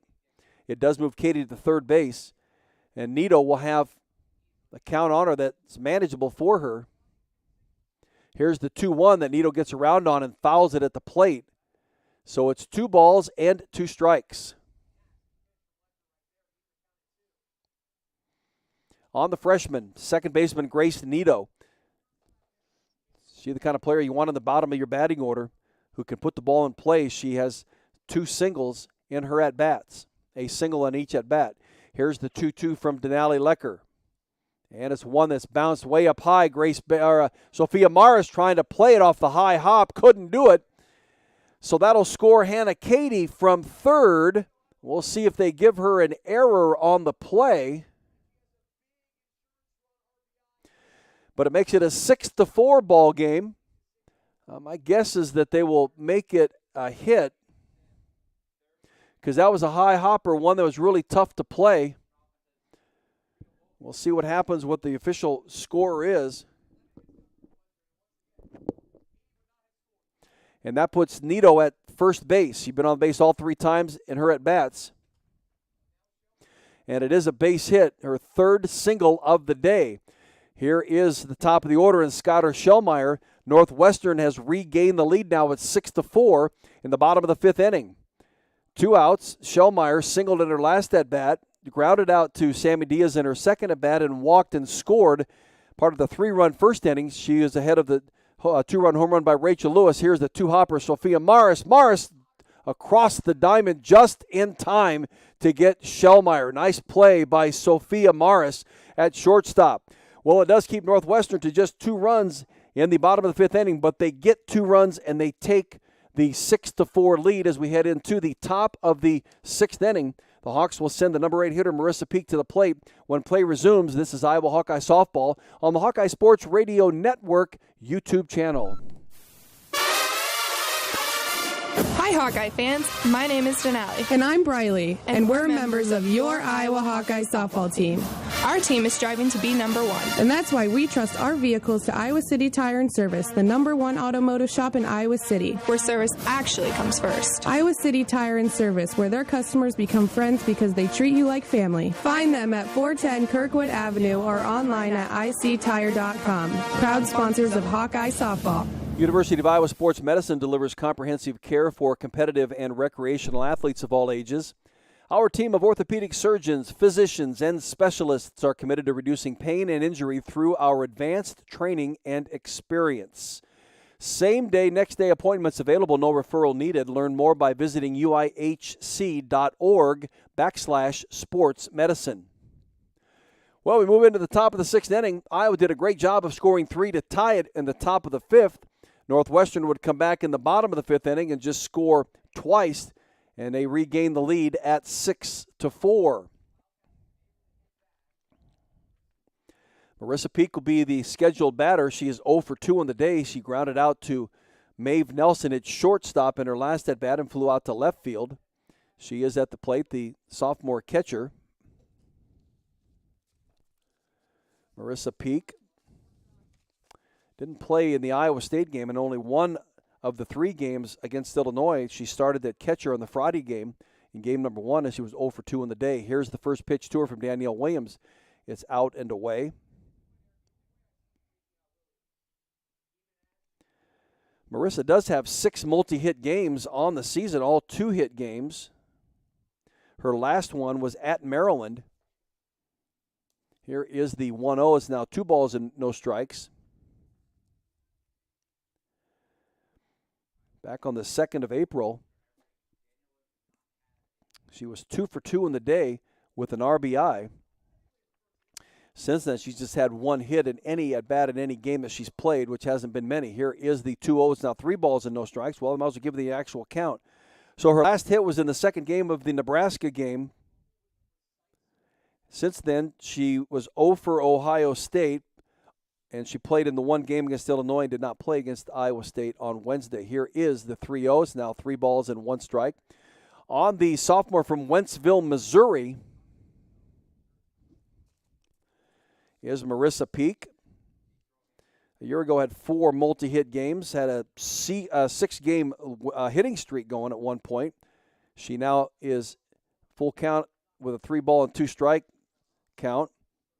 She had a 4 RBI game against Northwestern last year in game 2. Had 2 hits in that game and was 3 for 3 against Rutgers. Here's one out to right field, right at Rachel Lewis. Played it well, had to just move to her right a little bit and makes the catch. 1 out in Iowa's top of the 6th inning. That brings up Riley Moss. Moss was pinch hit for in her last at-bat by Emma Henderson. See what head coach Renee Gillespie elects to do here. My guess is Riley will bat for herself. And she is the left-handed slap-hitting freshman from Muscatine. Here is the first pitch to her. That's called strike 1 on the outside corner. She did get into a pinch running roll against Iowa State that resulted in nothing. She's getting her start here today. Her 4th start in left field. Here's the 0-1 now. It's 1 ball and 1 strike. Riley, in high school, 2 years ago in the 2020 season, the pandemic season that the high schools did play, she was selected as an Iowa top 9 elite team. Those are the top 9 players in the state. Here's the 1-1 that now becomes 2 balls and 1 strike. So that's quite an honor for her. 2-time All-Stater out of Muscatine. Is ahead on the count here at 2 balls and 1 strike. Here it is from Danielle Williams, and it was a hit that was right over the top of center of Danielle Williams. She may have slowed it down a little bit. Maeve Nelson was trying to make the play going to her left in front of second base, but even in the meantime, there no way that they could get Riley Moss at first. Yeah, it did. Tipped right off of the glove of Danielle Williams.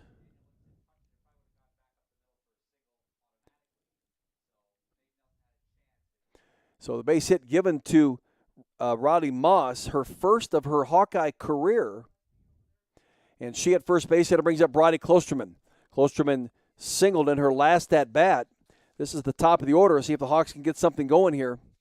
Again, like they did in their previous at-bat, she singled and scored and has popped up and struck out.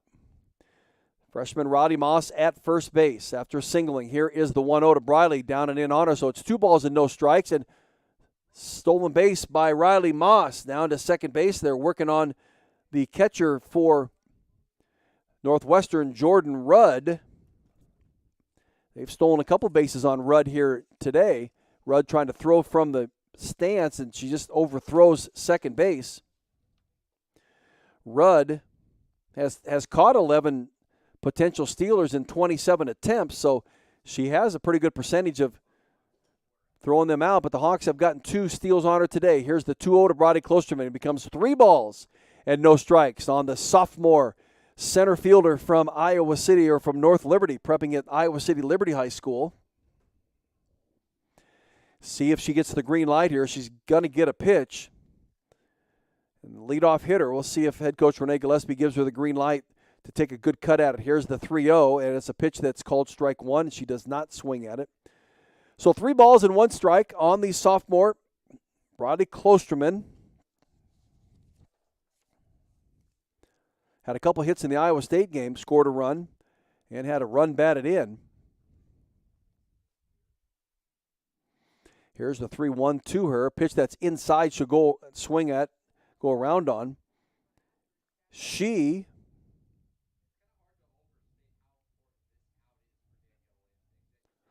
in the last 13 games has hit safely in 8 of them. She again struggled in the Illinois series where she was 0 for 13. Here's the 3-2 to Briley Klosterman from Danielle Williams. There is a pitch that's down and in. Briley draws a walk. So that'll put runners at first and second with 1 out. And it brings up Nia Carter.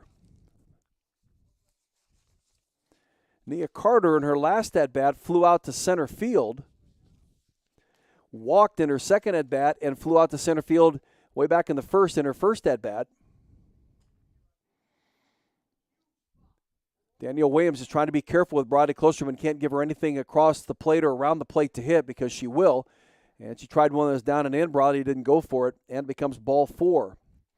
So in the top of the 6th inning, with Northwestern leading 6-4, Iowa has runners at first and second, 1 out, and Nia Carter, the second hitter in the lineup for the Hawkeyes, the junior from Rancho Cucamonga, California, at the plate. A year ago, she started and played all 44 games, 42 hits and 142 at-bats and a .296 average.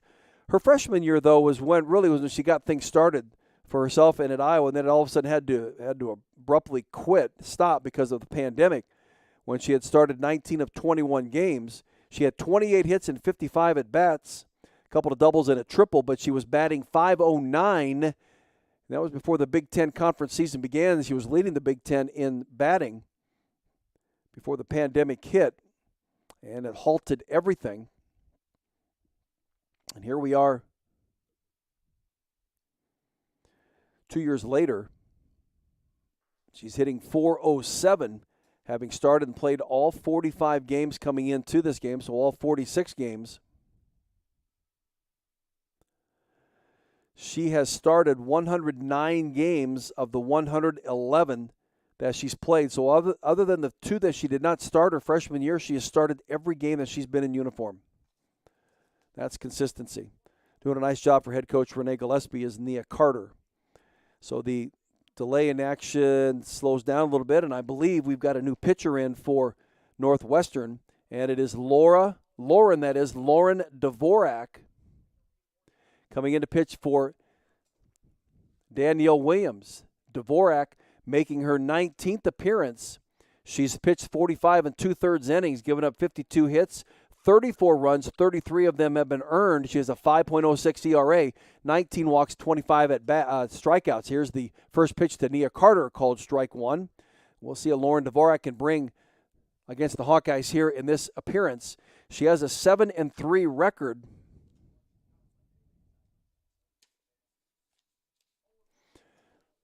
Devorah last year only threw 2 innings, so she's a young one. Here's one that she hits right at second base. Carter does, and picked up by the second baseman. She steps right on it because she was headed that direction.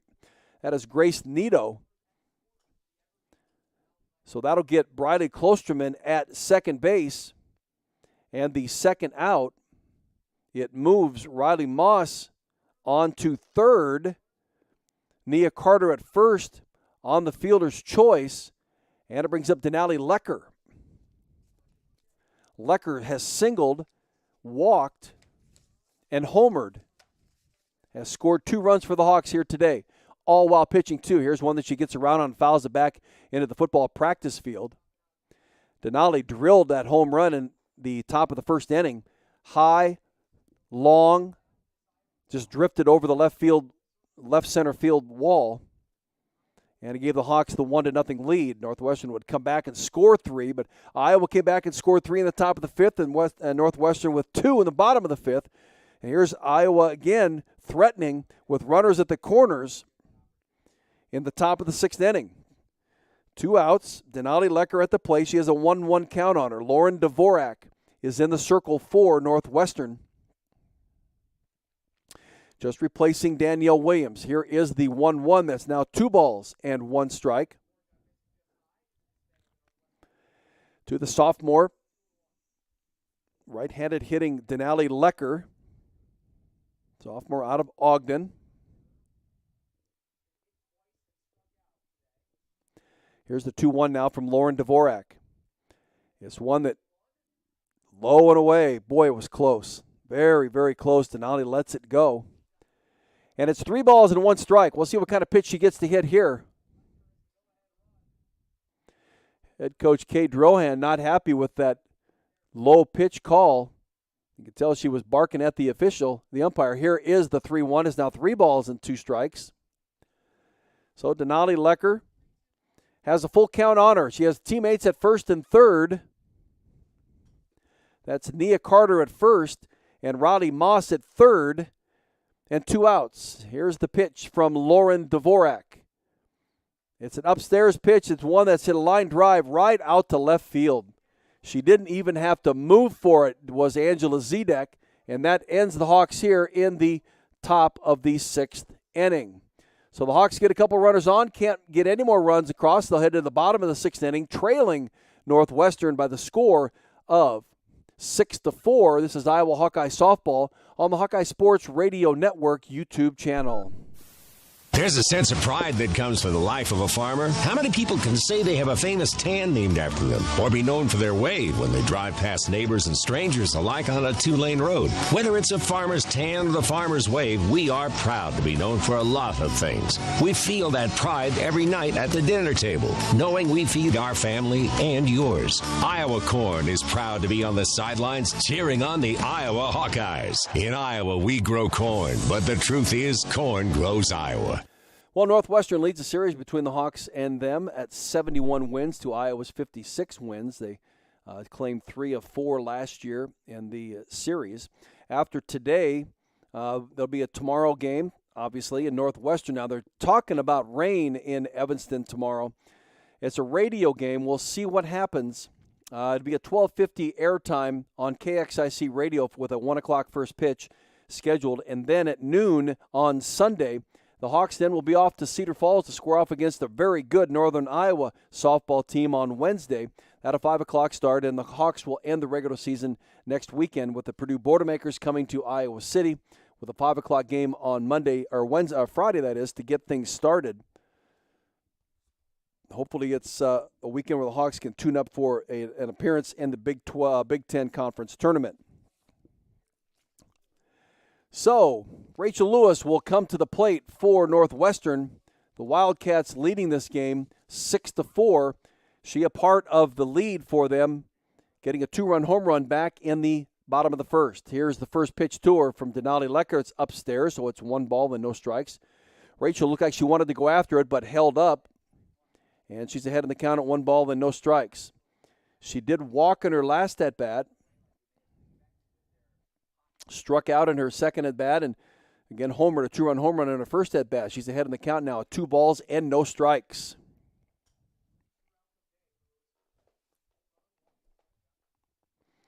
Bottom of the 6th inning, Northwestern leading 6-4. Rachel Lewis, the leadoff hitter to begin this bottom of the 6th, working against Denali Lecker. Here is the 2-0. That is called strike 1 in the inside corner. Nice pitch by Denali. Good placement and good velocity on that pitch. So it's still in favor of Rachel Lewis, 2 balls and 1 strike. Hawks need to make this a quick defensive inning so they can get back to the plate. Here's the 2-1 to Lewis upstairs, 3 balls and 1 strike. Lewis with 62 home runs in her career, having hit her 62nd earlier this game, has 113 RBIs. Has 49 RBIs this season alone. Here's the 3-1 that she gets up into the air and fouls it back, so she'll have a full count on her when play resumes.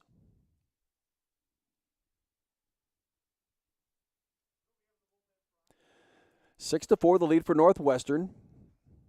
3-2 count now on Rachel Lewis, the number 2 hitter in the lineup. Here's the pitch from Denali Lecker, one that's inside, can't get the call.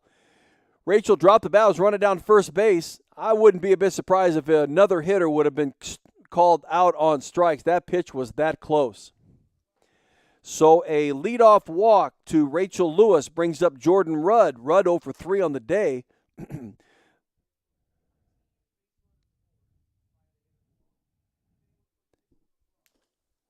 She flew out, popped up to, hit a line drive, that is, to Sophia Morris in her last at-bat. Here's the first pitch to her, a line drive right out to center field to Brade Klosterman.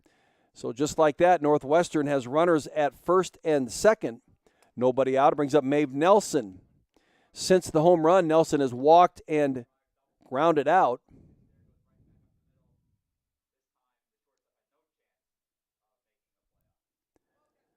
So with nobody out, bottom of the 6th inning, runners at first and second for Northwestern.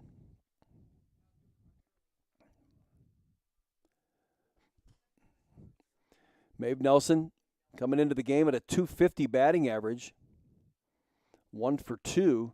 So her batting average won't change much if it does. She does have the 1 home run, her 9th of the season. Has teammates at first and second. Now she steps into the right-handed batter's box. Looking at Denali Lecker. Here is the pitch from Lecker. Pitch that's just on that outside corner. Strike 1. Good spot by Denali. No balls and 1 strike.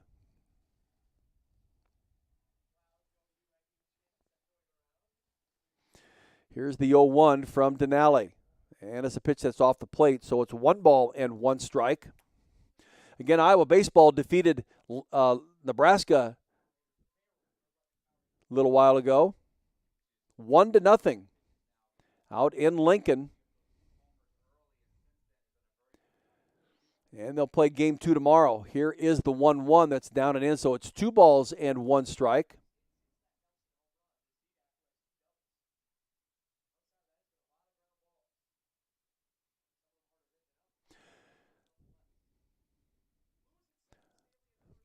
Here is the 2-1 from Denali Lecker. A pitch that is called strike 2. 2 balls and 2 strikes. The University of Illinois women's tennis team has defeated the University of Iowa tennis team 4-3, and that will end the Hawkeyes season.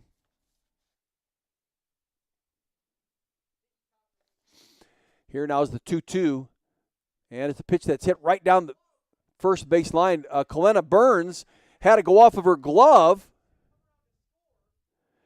and the runner at first base was confused, thinking that it was caught, and she had to go back to first base, but the ball actually had ricocheted out into a right field.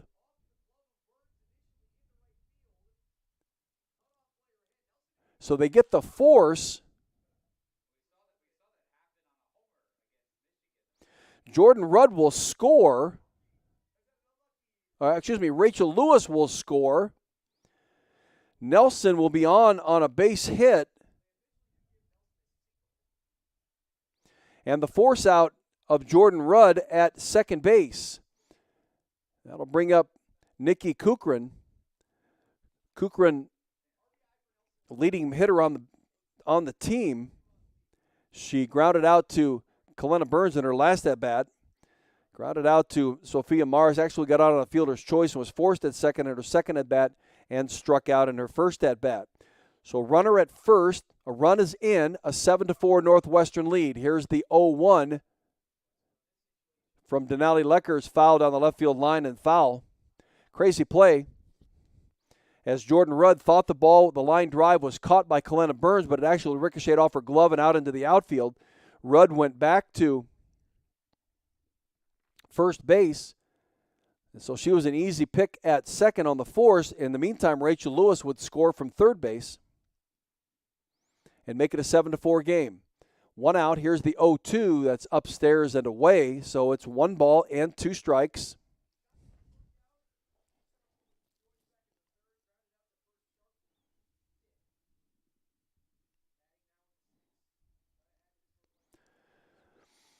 Here's the 1-2 from Denali Lecker. Pitch that swung on and missed. Nice play by Marissa Peake to hang on to that. A drop ball. That is recorded a strikeout. That's out number 2. And that is the third strikeout of the game for Denali Lecker. But a big out that it is. It's the second out. And it brings up Angela Zidak. Now, Zidak doubled and scored in her last at-bat. So Denali Lecker going to have to be careful with Zidak, the junior left fielder. Here's the first pitch to her from Denali Lecker. That's inside, ball 1. Northwestern scored 3 in the first, 1 in the fourth, 2 in the fifth, and 1 here in the sixth, and take a 7-4 lead. Iowa had battled back to tie it at 4-4. In the top of the fifth. Here's one that Zidak hits out to left field, and it is gone. Angela Zidak drills a line drive over the top of Riley Moss out in left field, and now it's a 2-run home run for Zidak.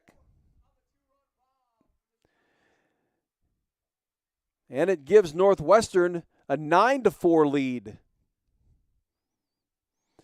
A pitch that she gets around on, she hits it right over top of the left field wall, and all Roddy Moss could do is just turn and see if she could play it off of the wall.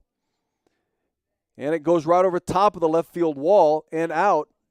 And Angela Zidak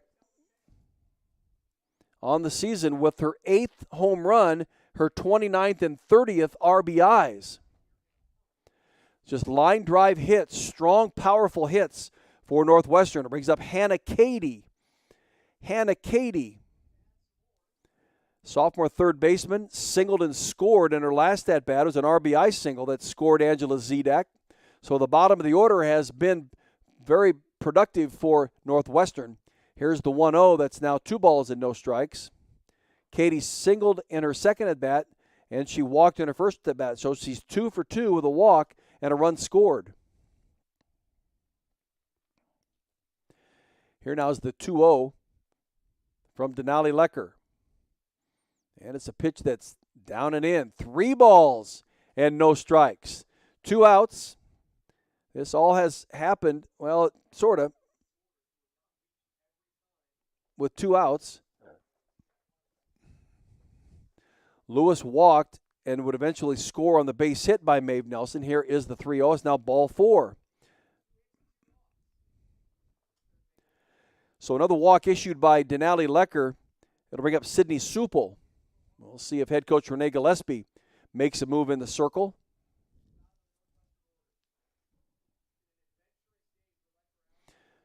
And she is not, that I'm aware of.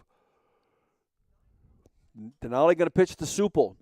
Supel grounded out to Sammy Diaz in her last at-bat, the left-handed hitting Supel. Here's the first pitch to her. It's called strike 1. Northwestern has scored 3 times in this inning. They scored twice in their last at-bat, so they've got 5 runs, actually 6 in their last 3 at-bats. 1 in the bottom of the 4th, 2 in the bottom of the 5th, 3 here in the bottom of the 6th inning. Have the 9-4 lead. Here is the 0-1. It's a pitch that's hit out to right field, right at Nia Carter, and she makes the grab. That ends Northwestern here in the bottom of the 6th inning, but they get 3 more and have a 5-run cushion on the Iowa Hawkeyes heading into the top of the 7th inning. When the Hawks come to the plate, it'll be Kalena Burns, the number 4 hitter. When play resumes, Northwestern 9, Iowa 4. This is Hawkeye Softball on the Hawkeye Sports Radio Network YouTube channel. Have you heard about this new type of television experience from Epson? It's called the Epic Vision Ultra Laser Projection TV. It combines a new type of laser projection technology along with a unique Epson Silverflex screen to produce an epic 120-inch 4K Pro UHD picture that's up to 4 times bigger than a traditional 60-inch TV. There's no better way to watch live sports, and watching Iowa basketball play live on this big, bright TV is simply awesome. If you're a sports fanatic like me, you need to check this new Epson TV out for yourself. Visit Epson.com/TV to learn more. Well, we're heading into the top of the 7th inning. The Hawks got a lot of mountain to climb here as they're down 5.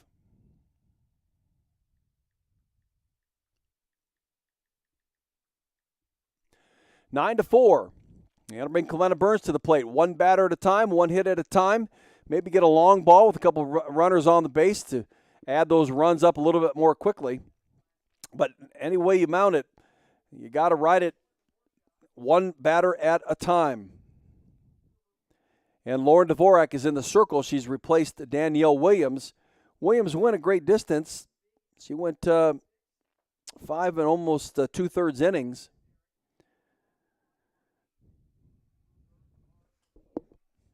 She had trouble with some of her pitches, but Iowa was really getting around on those pitches. It's hitting a lot of things foul. Here's the first pitch to Kalena Burns. Kalena's been hit twice by pitches. Been on base last 2 times. She scored in their last at bat after being hit by a pitch. Ahead of the count of the ball and a strike. Here it is from Devorah, a pitch that's inside that Burns will get around on. She just so close to connecting almost on every pitch. Every time she swings that way, she's just got a good, strong, and long swing. She's just so close to connecting with one. 1-1 count on Kalena Burns. Here's the pitch that's outside. 2 balls and 1 strike.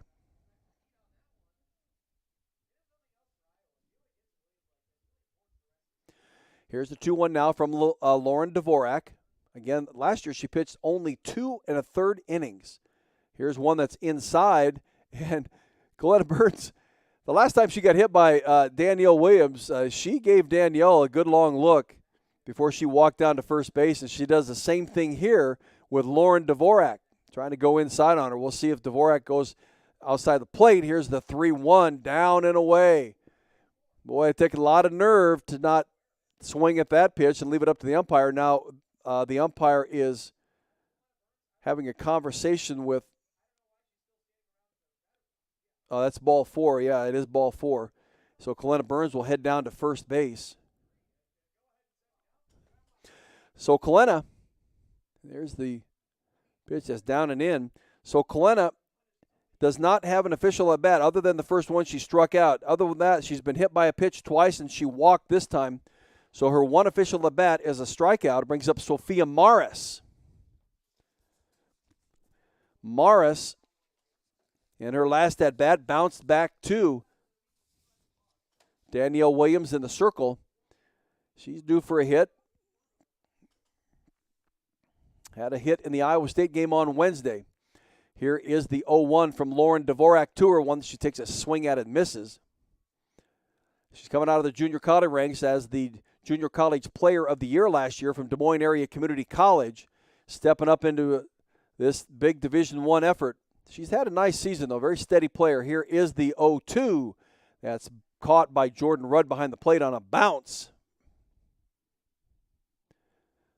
Nobody out. Runner at first in the walk to Kalena Burns.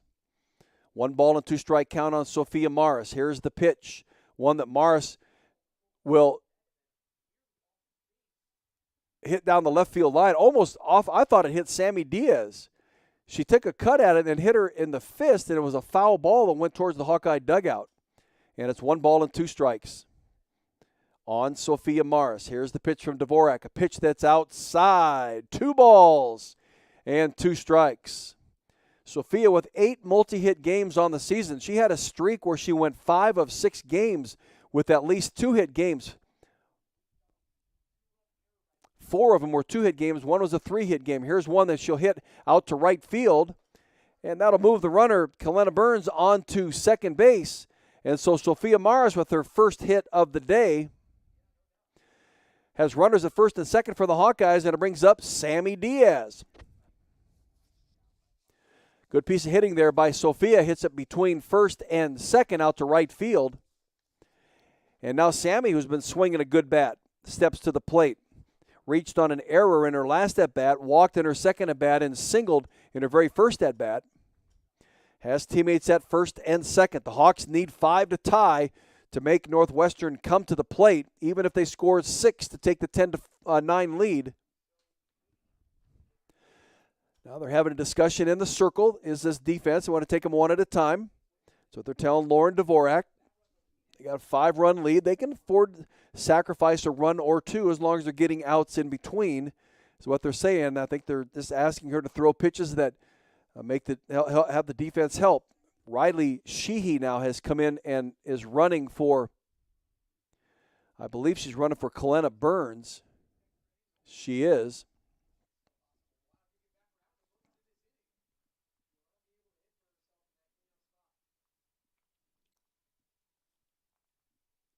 So Riley Sheehy at second base running for Kalena Burns.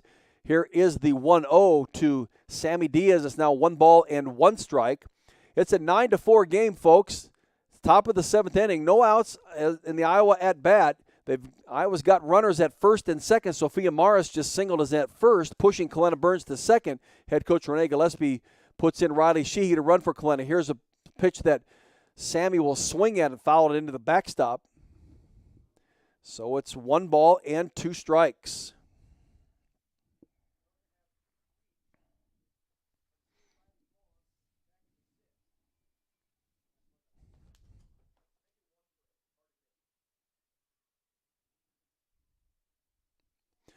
Here's the 1-2 that's called strike 3. And Sammy goes down on strikes.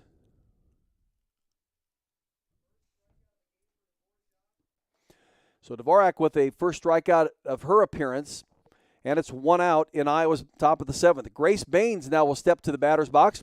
Still runners at first and second. See if Grace can get a base hit, move him around. Here's one that she hits right up through the center.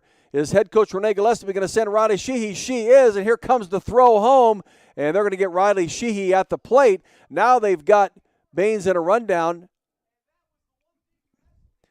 That's what they did. They got a base hit by Grace Baines, and head coach sending Riley Sheehy around third. She's gunned down at the plate on a nice throw by the center fielder for Northwestern in Skylar Shellmeyer, and the tag applied by Jordan Rudd on Riley Sheehy, who was trying to dive for the plate. But you got to make him play it.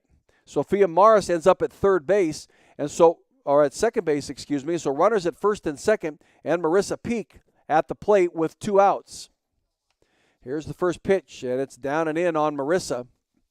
Marissa on the day is 0 for 3, a couple of flyouts and a ground out. She's ahead on the count at 1 ball and no strikes. She has teammates at first and second. Here's the pitch from Lauren Devorah. And it's one that she hits out to right field, and it's going to fall for a base hit. A run is in, and it's going to force the runner from Grace Baines to go to third as Sophia Morris scores from second base on the single by Marissa Peake. So Marissa at first, Grace Baines at third, and that brings up Riley Moss. We'll see if head coach Renee Gillespie elects to go with Moss. Or pinch hit for her. Riley Moss is the scheduled hitter.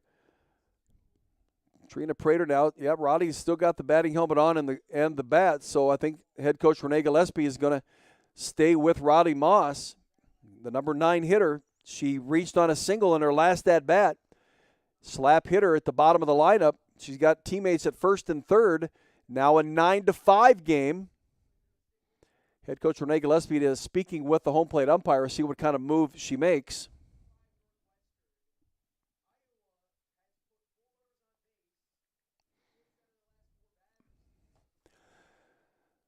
And so coming in to run is Maggie Vasa. Vasa is going to run for Peake.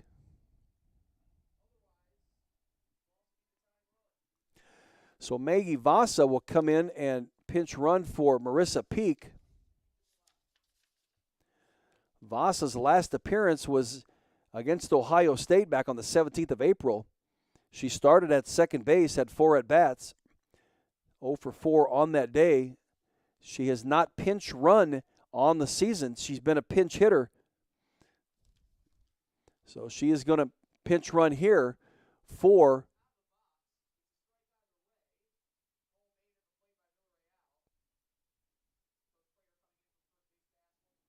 So she's on the pinch run for Maggie Vasa is into a run for Marissa Peake at first base. Runners at first and third. 2 outs. Here is the pitch to Rowdy Moss. Now no balls and 2 strikes. Now she's down to, she's going to have to be careful here. Got to protect that plate. Put that bat on it. The freshman from Muscatine. Here's the pitch from Devorah. Pitch that is up and away. Wow. Hard to not even take a cut at that to even foul it. You put it and leave it in the umpire's hands, boy. Sometimes he's going to ring you up. But it's 1 ball and 2 strikes, and it was a high pitch, and it was a little bit outside. Here's the 1-2 to Rowdy Moss. Just down and away. 2 balls and 2 strikes.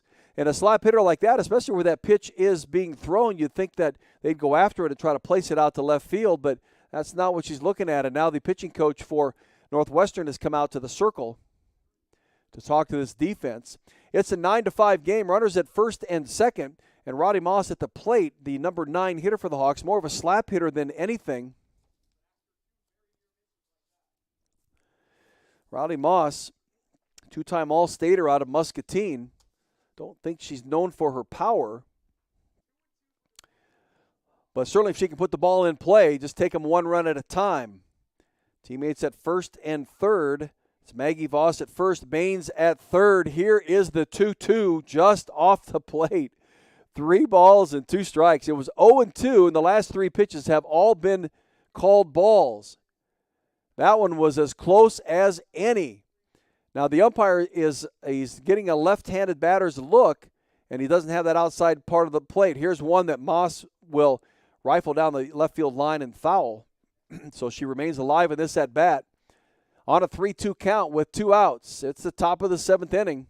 Northwestern with the lead at 9-5. Northwestern ranked number 8 in the country. The Hawks playing them tough here today.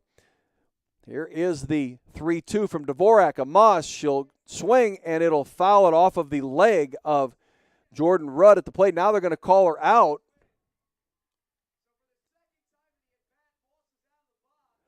They're calling Rowdy Moss for being out of the batter's box. She stepped in front of the plate. She did, and the home plate umpire is calling her out. So Rowdy Moss will end the game for the Iowa Hawkeyes as she stepped out of the batter's box. She went to slap at that. She stepped right in front of home plate. As I watched the replay, she certainly did.